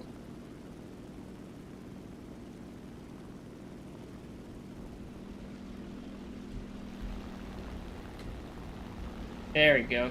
Because this plane could dive at a pretty high speed by Japanese aircraft standards. I almost hit like 450 indicated. That's pretty quick. So I want to climb back up a little bit. Extend the way. Don't want to bleed all my speed. Alright, and then turn around here. See if I could do like an implement here. Like so. Oh, yeah, I don't want to do that there. Okay. Had him bleed off his speed a bit. Turn back around. Use the flaps. Raise the flaps in. And then go back at him. That's a little bit worrying when I saw that aircraft back there at the corner of my eye. Oh, shoot. Yep. That's why. Yep, now I have 4 angry aircraft at me. Joy. Fun. Fun and engaging gameplay. Oh, you know what? Screw it. I'm gonna just try to fire a really long burst at that Spitfire. I don't know how this plane is still flying. Don't ask me how, Don't ask me why, because I don't know how it's even still taking this much damage. And maybe 2 kill assists, possibly. FTG, of course, can't do anything against that with that much damage. Nothing you can do. When you have everybody else doing ground pounding in zeros at the start, there's not much else you can do. Whoops. Hate it when I do that. Okay. Come on. Come on. This game is so well made that once again, I have to hit return to anger 3 times. Yep, 3 times. Very good programming. 10 out of 10.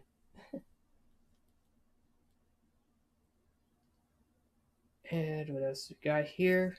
So, let's see here. Let's see here. Depending on how things go, I might do 1 or 2 more flights. So I'll do Coyote 3 for this next one. I haven't flown that in a while. This is a really good aircraft upgrade. It has really hard-hitting cannons. It has 30 millimeters and 20 millimeters, all in the nose.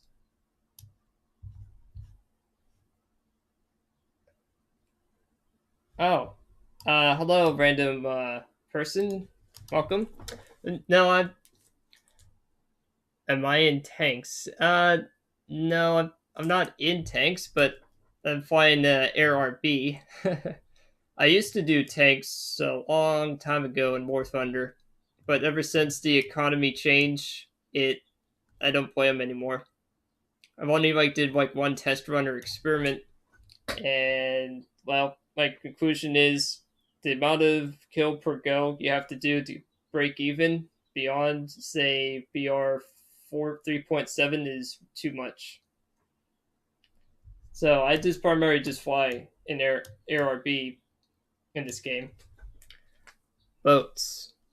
I slowly changed my tune on the stance on boats, but I don't really enjoy it as much as aircraft, but I have played a little bit with boats, but not enough to get a really true opinion about it. But my preference still is World of Warships for boats, at least in this kind of multiplayer environment. But that can slowly change a little bit.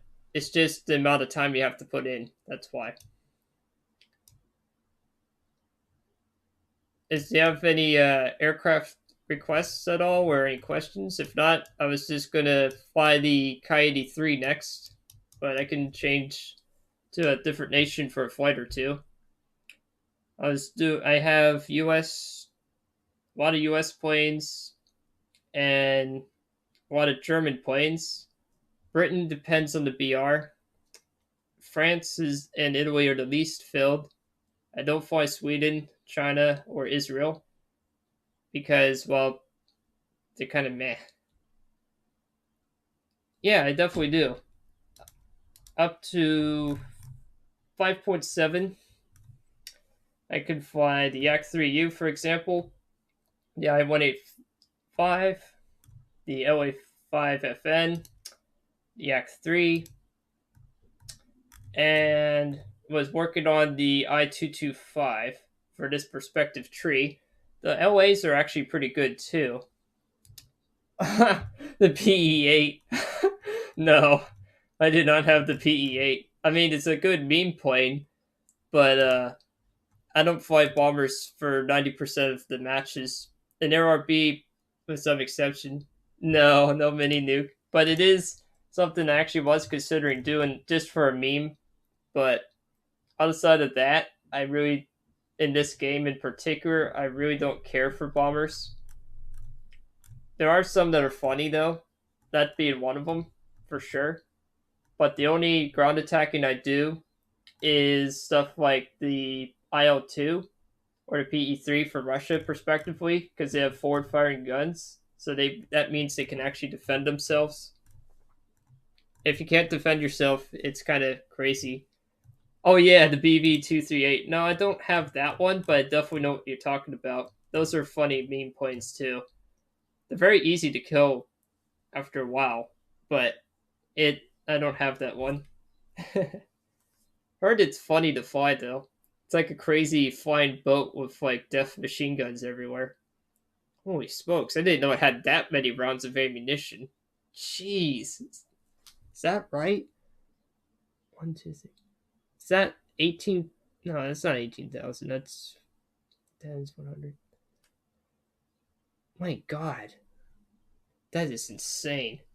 I gotta preview this. I think if I read this right, it has 1,800 rounds.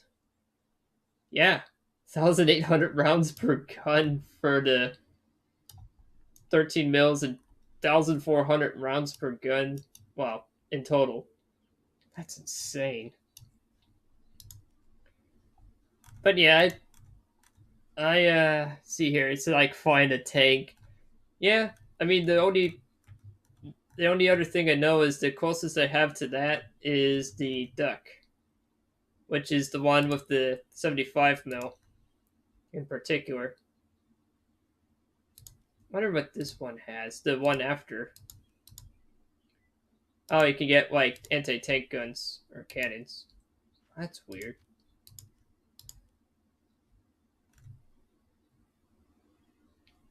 It is a tank. Yeah. It is kind of like a tank for sure. Um hmm. Yeah, so one thing I will say, if you don't know much or haven't flown a lot in ARB, one trick I did learn yesterday with a co-host Oki, I did some flights with him, is under options, controls. Is it air battles? Oh, I always get the two confused here. Hold on. Here we go. Under controls, movement, having the pitch axis here under invert for example, W and S on the keyboard or up and down arrow keys, depending on what you like, is a game changer. Because what this allows you to do is you can actually reset the G meter in ARB. Basically, if you're turning and you're starting to black out, you can quickly level negative G the pilot, and he basically resets to G. Like he suddenly like regains stamina, so you can turn tighter for longer. It's really cool, and it's actually helped a lot today. And also having free look bound to like C or mouse button while moving the mouse, so you can look around without maneuvering. You don't lose speed, and you don't maneuver the plane. You're on PS4. Yeah, that is fine too. I mean, it's cross-platform in this game. I've actually, I believe Oki, the one I was talking to and flying with yesterday, has that. Oh, it is. Yeah, it is kind of different. It is definitely different to play, is what I've heard. I play on computer, so I don't know some of the controller specific settings you can do, but doing something similar to that on the controller probably would help as well. But I don't know what buttons you would have to rebind to have that trick work. Because I play with mouse and keyboard for this game in particular. It's much better than a joystick for ARB at least.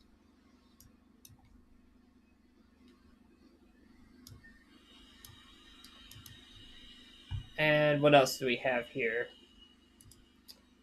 Also, for other nations such as Great Britain, kind of meh about. I mean, they have some good planes, but I don't know. I'm just not as enthralled with them as I used to be because of their Haspino sparking issue. Really? Lock on to any plane in RB. Oh, that's interesting. That's kind of interesting to know. I don't know if you mean like camera follow, because if that's the case, that's actually kind of interesting. I have to take a look to see if you can do that on PC as well. I've heard of people being able to do that on there. I think it would be under camera common. Let's see here. Let's see where view controls. I think no, that's zoom in hangar. I think it's actually under aircraft somewhere. It's probably tracking camera enemy. It's probably the closest I could think of they could do on a computer. But if you have that already by default, that actually helps a lot as well.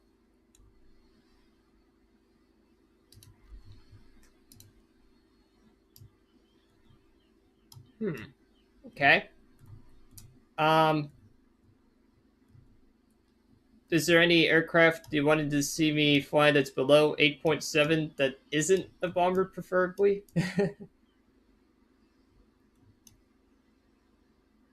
If not, I was gonna take out the Kai 83 for a match. If otherwise,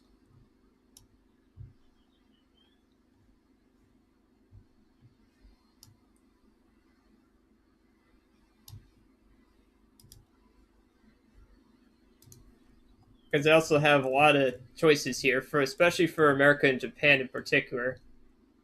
I don't have any you could think of. All right, that's fine. I'll take out the Kai 83 for a spin then, because I haven't flown it in a while, and I'd like to demonstrate why this plane is crazy. Especially spaded, of course, just like with anything. This plane is probably the best climbing aircraft you'll see at 5.7 to 6.0 that isn't premium.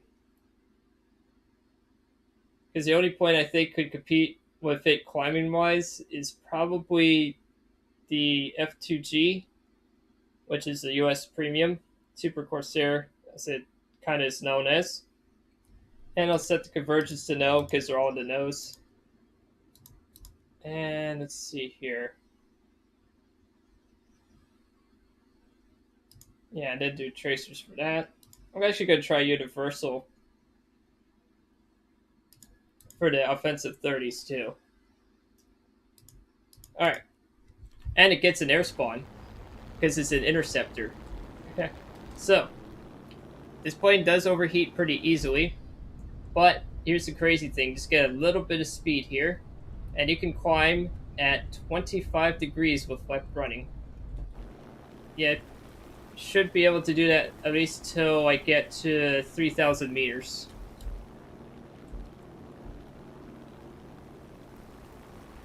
Or is it 21? I forgot if it was 25 or 21. Ah, there we go. Yeah, it was 21, sorry.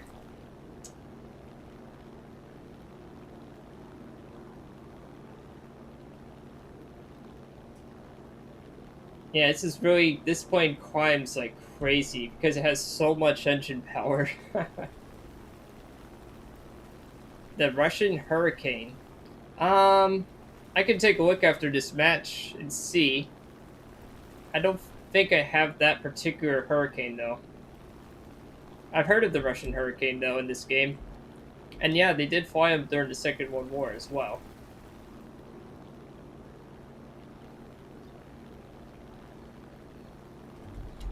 Let's see what we got here. We got the Americans, the Japanese, and the French doing against the Germans, the Russians, the British, and Sweden over Goga. Or that. Yeah, that one. The engines in this plane also overheat quite a lot. So I'm going to lower my climb to 15 degrees. Get a little bit more speed.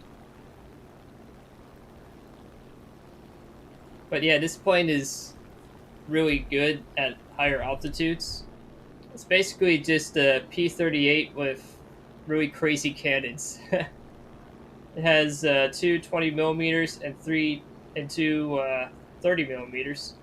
The ammo count is average, I would say. But it has really good climb rate. As you can see, I'm already almost at 5,000 meters. Tracer rounds is like a minigun, but less pin.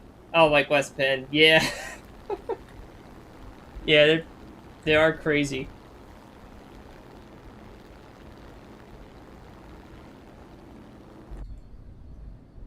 Also, at this point in particular, running the engines at 100%, even with radiator upgrades, they will start to overheat after a while with auto engine management. But my goodness, this plane can go fast. and it can maintain up to 9,500 meters, so space climbers beware. This plane will hard counter it. The only problem is sometimes the lack of armor or less armor than other planes nations can kind of hurt it in that regard, but man, you can definitely bomber hunt in this plane.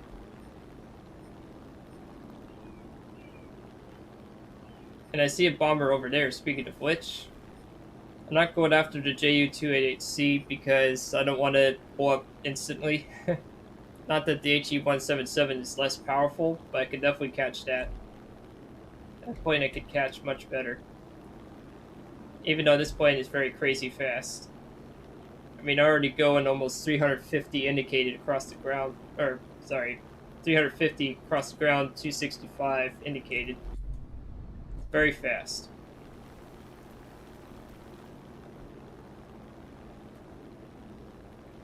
I'm already going really fast across the ground. And I caught up to the HE-17. He's probably like, what? What's this doing here? So, just get a little bit closer here, track. There we go. Already did a lot of damage to him.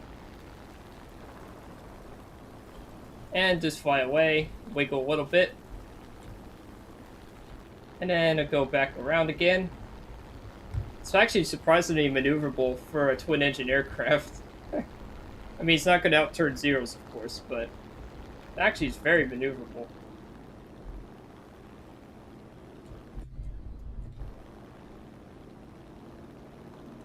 Yeah, it doesn't really seem to accelerate faster than 350 and 350 across the ground at this altitude.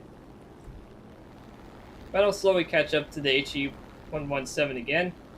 He's just wasted his bullets. Like, what is he doing? So I'll just climb up again and do like a 15-degree climb with flap running, of course. Yeah, this plane is not bonkers, even at this altitude. It's just really funny how it can just do this. And then just level off here and get some speed.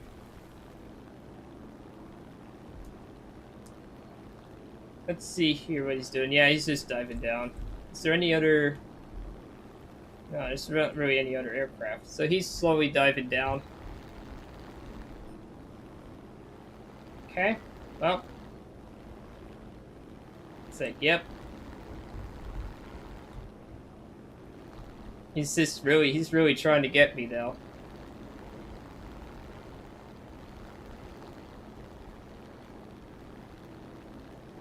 Yeah, I just don't want to be directly on him. So, let's see here. And just fly parallel to him. And then go back into him. Just like that. Do a little tracking here.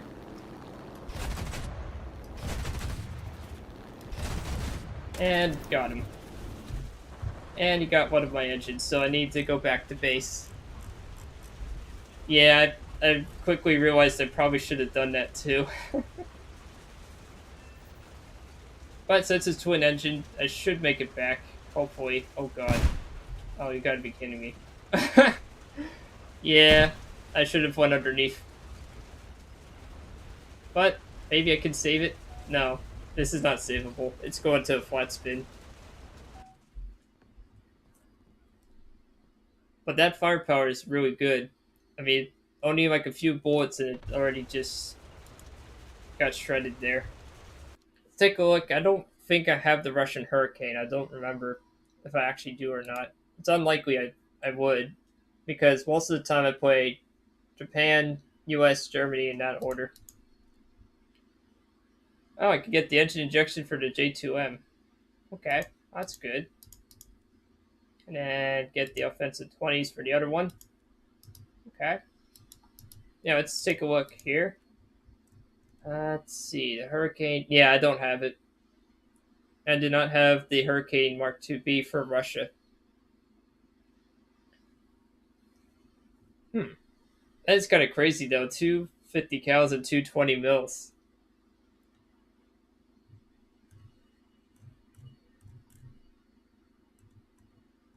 Hmm. Okay. Let's see. What do we do? And repair this aircraft, of course. And what else do we have? Hmm. Let's see. You have it. It's fun to use. Yeah, I mean, on paper, it does actually seem like a fun aircraft to use. I don't know. I haven't personally flown that particular Hurricane in the game, but it does look like fun on paper, though. How about this? I usually like to do for my last flight something silly. So if you have any silly ideas or suggestions to try for the last one, this is what I typically do, and then I close it out because I'm gonna eat after this match. Just trying to think like what would be fun or interesting to do just for giggles. Doesn't have to really be a meta plane. Just trying to think like what would be interesting. You know, I haven't done the BF-110, at least particularly the F2. Haven't done that. I-15 in 5.0. Huh, I-15. What is that in 5.0? Yeah, I'm looking for that. Trying to see where. Which one? I'm trying to look for that. Let's see. I-15. That's usually a Russian aircraft, so I'm trying to find. Do you mean the I-16? I mean, I don't mind flying the I-16. Those are a lot of fun. Oh, it's 1.0. Oh, okay. Oh, this one. Okay, the I-15 Biz. Yeah, sure. Why not? I don't mind flying that. I don't mind flying crazy planes. I actually don't think I ever flown this particular biplane. And depending on how the match goes, if it's like really short, I might fly one more just to see what it's like upgraded. But yeah, I don't mind flying Russian biplanes. They're fun. I've flown the I-16s and the I-153 M62, which is even more bonkers. This one should also be bonkers too. Don't know what PV1 is, but I think it's like just a slower firing gun. So let's see. It has a fixed landing gear too. Twin propeller biplane. This thing is probably going to be crazy. I mean, I can already tell based on looking at it. It probably is going to be a really good turn fighter. You killed two B-17s in a game. Wait, flying this? Oh my.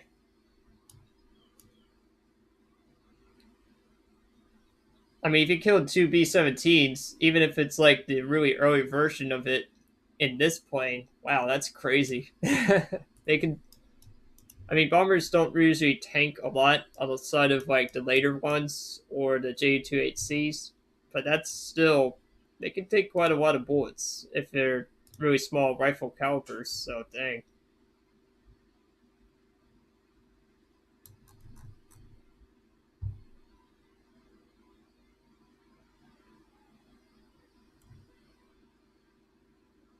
Huh.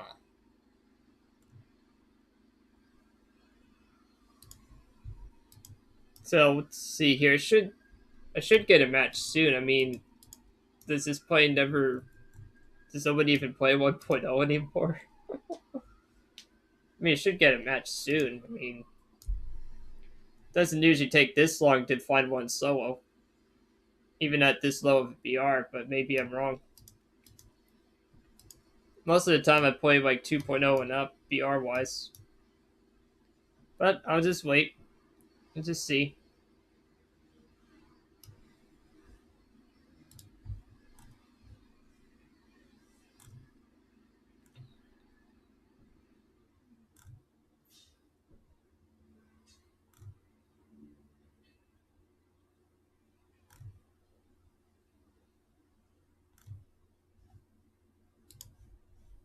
I hit them with my plane. There were four men. They were in formation. Oh wow. That's crazy. In this little biplane. Alright, so since the guns are in the nose, I don't need to set that. So, let's get to it.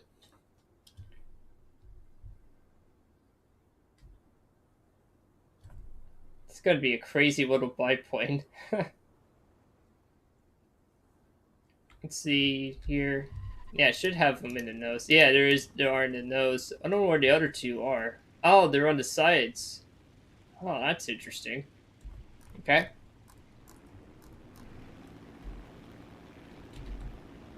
Oh yeah, of course, it doesn't have flaps. But I just thought maybe at the off chance it does. And just start weapon.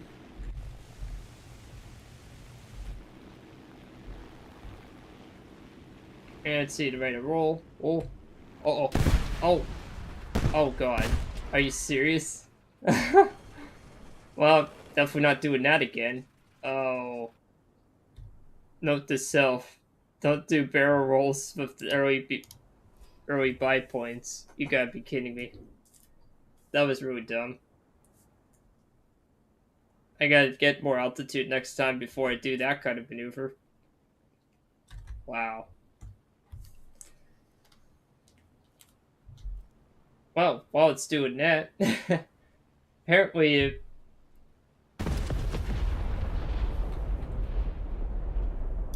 oh, he totally destroyed this plane. Jeez.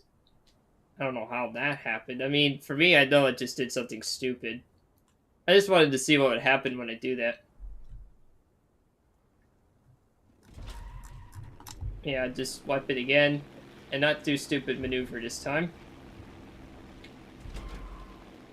I mean, it's a 1.0 biplane. I mean, what's the worst that's gonna happen, you know? So, let's just speed up here. And this time, just climb to like 10 degrees here.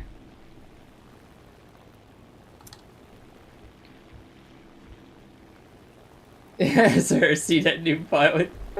Don't do that. Yeah. And don't do barrel rolls upside down, because you can fuel starve and crash into the ground. Yep. Yeah, the only reason I did that is because I just wanted to see if it actually would fuel starve when you do negative G. Apparently you can. It's not like a direct injected engine.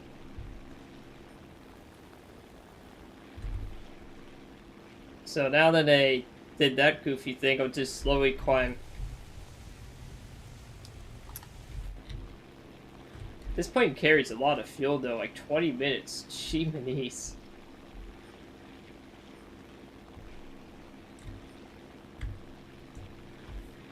Just slowly climbing up. It's a biplane, so they climb slower.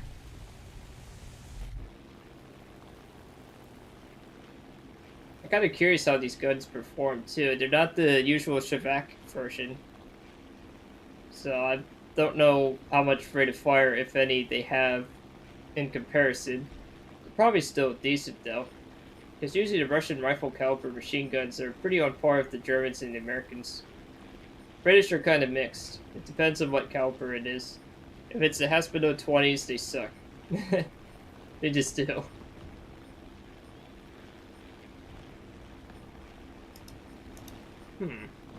Oh, there's a lot of planes over there. Nice plane to fly, though. I'm still weapon the whole time. Or at least most of the time.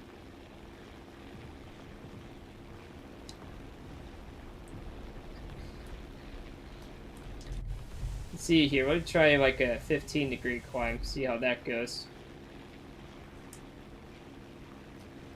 With flap, of course. Let's see what the manifold pressure does. Where is it? Yeah, I don't know where it is. Okay. Well, there's the hurricane. Oh, jeez. Yeah, I don't want to get my butt handed there. Okay, well, this point definitely is like a 0. Oh, and then the field starts when you roll over, so I gotta watch that. Okay, see the G50 there. What? Of course, the flak damaged my plane. Because why not? It's gauging. Okay, full speed. Oh, the machine guns actually fire very fast. It's not as fast, but it's pretty quick.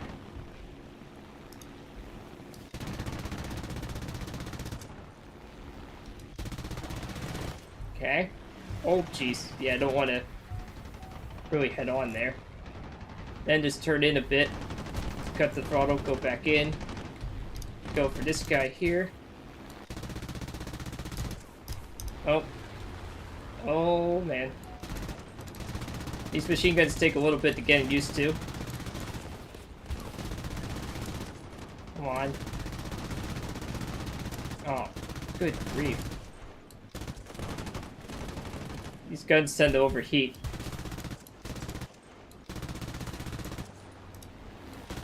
Come on. Do I need to set a convergence for these?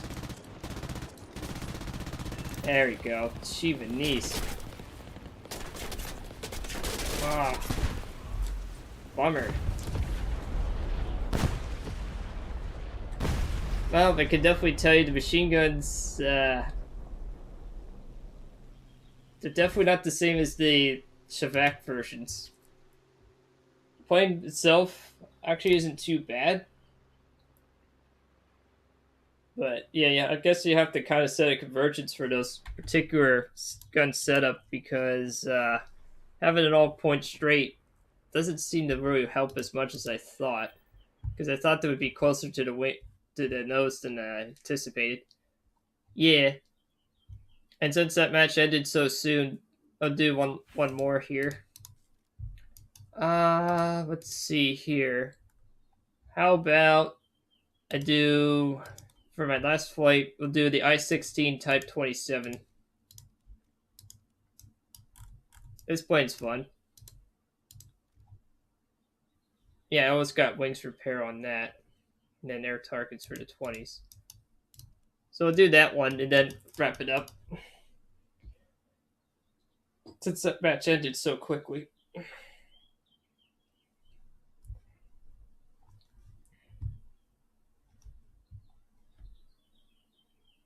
Yeah, the I-16 for its day was actually pretty innovative. It had a lot of stuff going on, and it was set the convergence to 400, 20 minutes of fuel because it's slow. But man, is it golden! This plane has really good cannons, the Shavaks, and of course the crazier 7.62 machine gun. And it's basically just a crazy turn fighter. It's basically a slower Zero. And the landing gear takes forever to retract because it's hand cranked.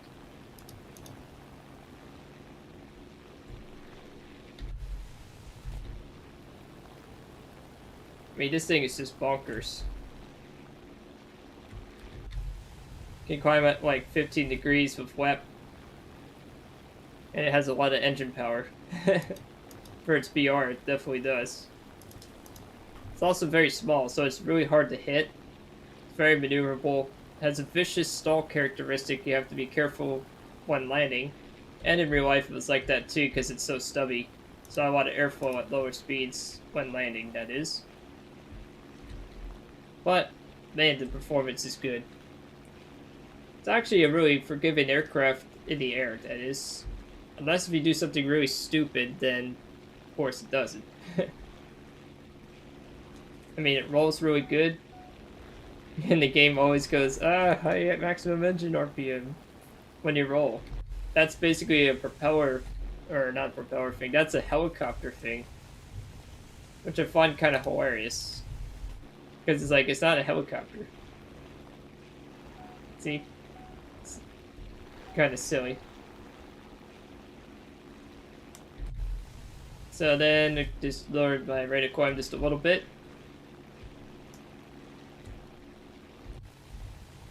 supposedly it loses engine power above 2,000 meters, which is kind of strange.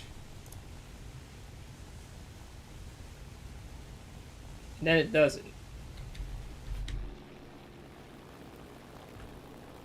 I don't know why, but it just does. I don't know why you would take it to 9,500 meters, but supposedly on paper it can. And against the Americans, the British, and the French. And just level off here. Get a little more speed. And then climb again. To, like, say, 20 degrees.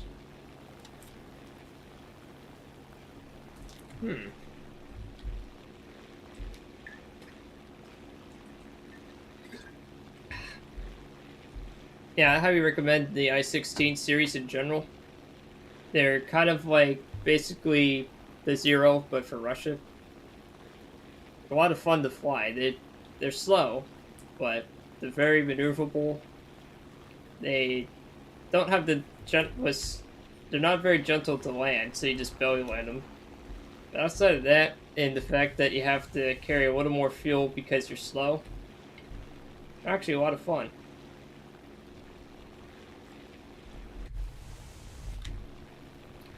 Alright, then climb at 6 degrees and head towards the fight here.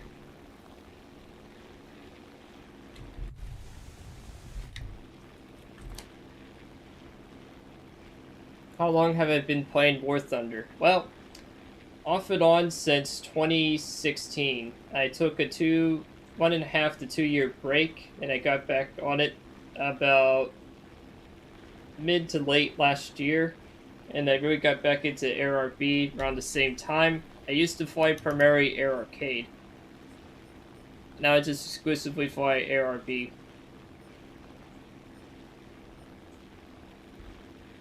I also play many other games besides this game, but it seems like a lot of people like watching me play this game in particular, so that's why I've been doing a lot of War Thunder series on live streams in particular. And that Typhoon just took a Taco Bell, so now I just gotta go to the next one. They'll be visiting the bathroom shortly. So this is now P40.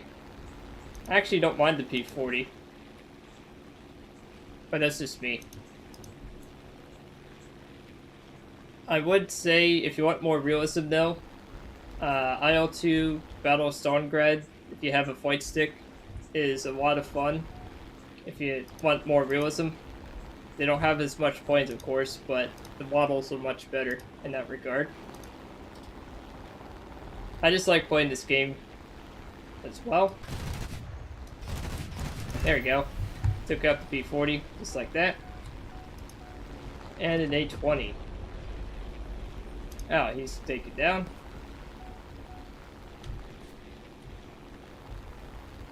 And there's a Spitfire over there. And what else here? Let's see. Doing the P40 here. See if I can get another P40 kill.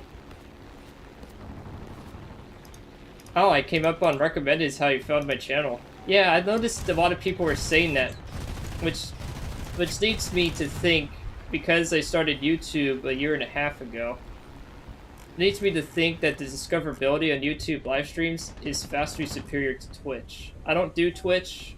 I did very briefly many years ago, but I closed the account and stuff on that.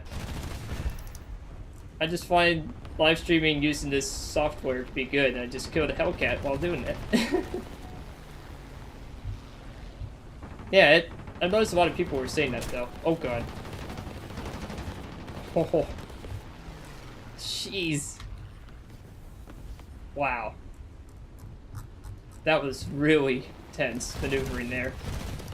Oh god, the engine's damaged. Well, let's see here. Come on. Oh jeez.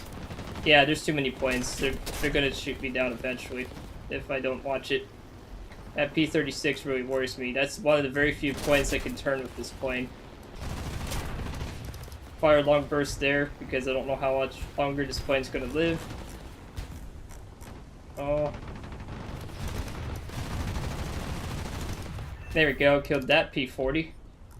Oh. Oh. Come on. Oh my god. Oh jeez, the P-40 again. Another one. How many P-40s did everyone fly today? Yes. And the engine is dead. I should have probably neglected to mention that the I-16's engine is... when it takes damage, you really feel it. It's almost like flying a liquid coal plane in that regard. Yeah, I'm not going to save it. 3 kills for that one, at least. But yeah, I mean... outside of that, for other games I play, or at least found people liked watching me play, when it comes to live streaming, is the Forza Horizon 5 in particular. World of Warships kind of is a mixed bag. But I guess it's because I did so many videos or live streams, or attempted to do live streams, that it's starting to serve that kind of content. And what else was I going to say? That flight was actually pretty fun. I really like flying the I-16 from time to time. Like I said, it has its quirks, as you can see, but it's fun. Definitely enjoyed myself playing that. Oh no, backup vehicles. Got jinged again. Oh, I gotta love the wonderful broken world. I do make fun of this game from time to time because, like most players, or people at least played the game for a while, it's a love-hate relationship with this game. There are times like that where you're like, wow, this is fun. And then you have times where you're like, oh my god, why did I even bother to play today? Kind of experience. But it's just the way of the snail, as I call it. Before I wrap up this stream, do you have any questions, comments, or things? Have I tried playing GTA 5 multiplayer? No, I have not. A lot of my friends that I do talk to say don't recommend me to do that, at least particularly, but I have heard of that.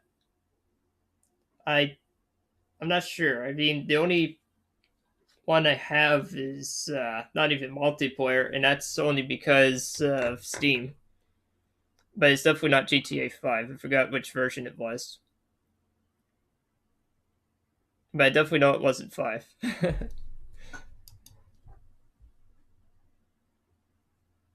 I also have noticed some players do like me playing No Man's Sky. But I know that's a completely different game. 5 multiplayer roleplay. Oh. Oh yeah, I've heard of that. Yeah, that... I don't know if I'd actually really fare well doing that regardless. It's not really... It's not like I can't do RPG or roleplay, but I tend to favor games that are outside of this game, of course. I tend to favor games that are like Horizon 5 or Borderlands, Battlefront 2, 2005, not the junky EA version. That game's crap. Loop Hero. I mean, the amount of games that I've played or have played, even if I haven't put it on YouTube or recorded, is off the charts. I mean, I have so many different games I'm into. It's hard to keep track of them all, because once you have more games than, say, 20, you really lose track of what you play and what you haven't played. Even if you rely on Steam's, like, last time you played this game on kind of dates is not always consistent, you know what I mean? Do you have any games you like playing outside of War Thunder?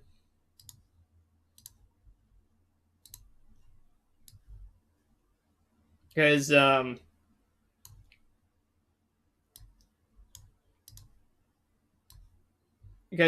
don't mind playing other games. I mean, this is just what I noticed YouTube likes and people seem to like watching, or at least the form of it. I know I'm not the most... I never claimed to be the greatest streamer ever either, because there's still a lot of learning especially with live streaming. Live streaming's been a lot of hit or miss depending on how things go. I've noticed too. I'm used to doing 20 to 40-minute videos for recording and then upload kind of content. Although I've done some shorts too, but shorts are really hard. I don't know what people are saying like shorts are easy. They're not really that easy because you have a very limited window and you have to format it in a certain format that actually displays. You play JZ and some GTA. Ah, okay. Yeah, a lot of people reference DayZ as well. Oh yeah, PS4. Okay. Yeah, I noticed a lot of people mention this DayZ stuff. Oh. Yeah, it seems like oh.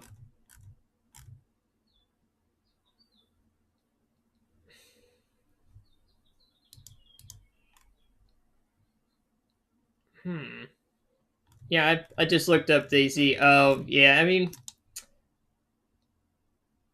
it it's not really my cup of tea, the former, but the latter maybe, but I typically will play different games besides those. Oh, okay. I found the GTA one. It's San Andreas, but that's because I played it with a friend on Steam, so I don't always have access to that one.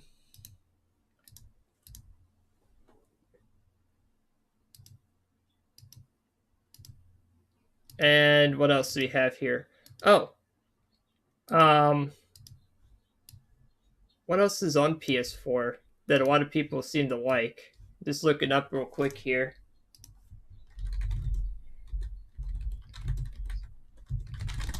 Because some games very very popular that can be played on computer as well and other platforms.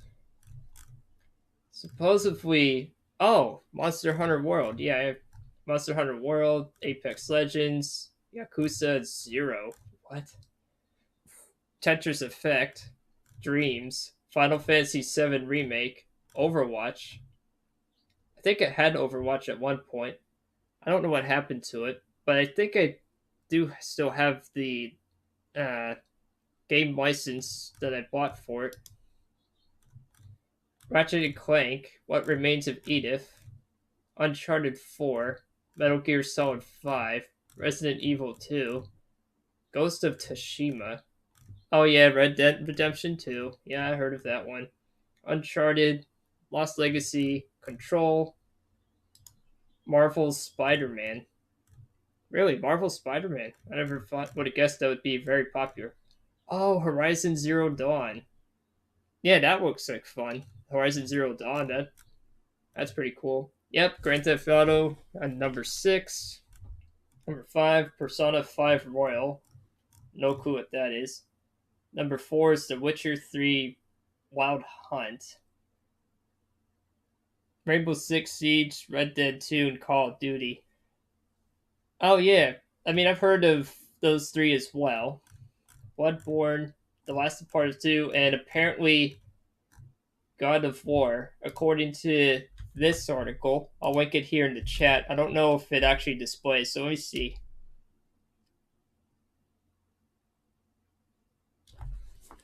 Yeah, that's the article I was referencing, just to see. I know it's not the most accurate website, and IGN has quite a lot of strange things. Let's just put it that way. But that's what I was looking at. Games Radar is one I would probably rather see. Yeah, I think Games Radar is a more accurate list. Let me just see if there's any other things that look interesting here. Call of Duty. Yeah. Fortnite. Oh no. Not Fortnite. Oh god. I've had people ask me about Fortnite before as well. I mean, it's not necessarily, I would say, a bad game, but it's kind of as a person, as an adult, you know, it's kind of like, well, I can see why people like playing it, but it's kind of, I don't know, it's kind of obnoxious. Like, it's not necessarily the gameplay is bad, but it just doesn't. It's just kind of strange playing that in a multiplayer environment. Yes, I know it's popular and people love it and stuff. I kind of like, weird. What else here? Oh, that match ended. I like how I'm working and watching you stream. Yeah, I mean, that's kind of the beauty of streams. You can, if you have more than one monitor or device, you can watch a stream, occasionally type or see what's going on, and go from there. I've done that. I mean, I've done that on break though. So be careful if you watch streams while you're working. Depends on where you are and what the rules are. This is a heads up, you know. You don't want to get yourself in trouble. Is what I'm trying to say. I've done it on breaks, so obviously. I used to actually watch more streams back in the day. The only reason I don't watch as much streams now is because, with some exceptions, I really haven't found a stream or a group I can collab with. Like, example, construction. Oh, yeah, well, yeah, if you're in construction or solo contractor, yeah, you can make up your own clock and paper depending on the country and what you do. That makes sense.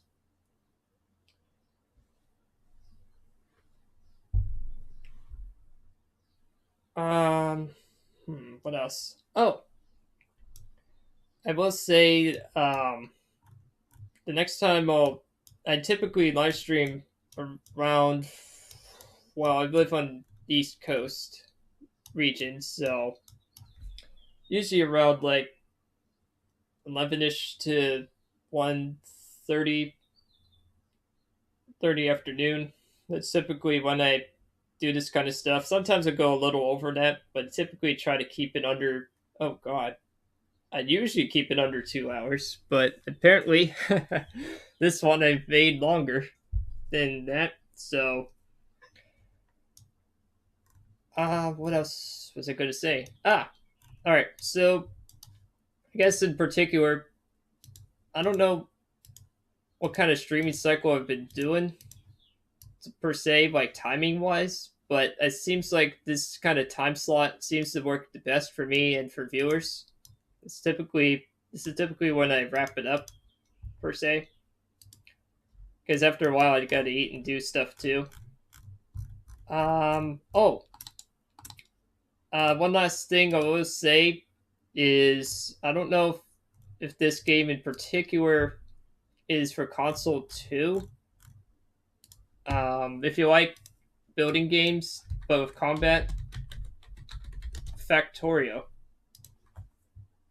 I don't know if they have it on other platforms though. I know they have it for the Steam Deck, but let's see. Uh, it's crossplay. Oh yeah, it is. Yeah, and War Thunder is as well. So apparently, I don't know if is Factorial systems can run it.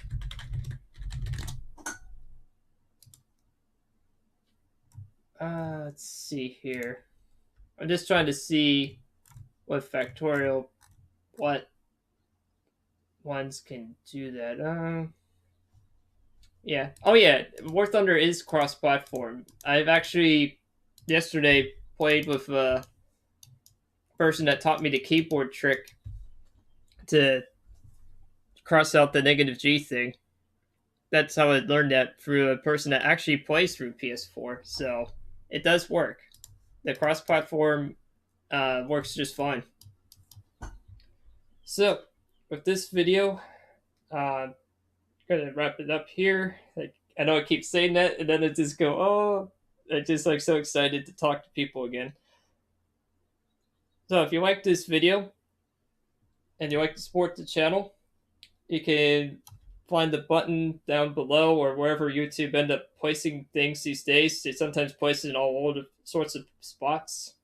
You can hit the button that says subscribe if you like to support the channel that way.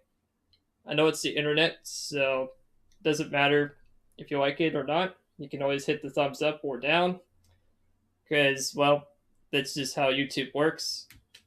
And if you like to also support the channel financially, I do have a Ko-Fi page in the description below if you wish to support it that way as well. And for next time on the live stream in the future, depends on what I find. I may do War Thunder, or I might do No Man's Sky, or a different game. It just depends on what people say or feedback, or if people want to play that with me live. That's also motivates me to do more War Thunder as well. And thank you for watching this video. As is Rigsters Journey, signing off.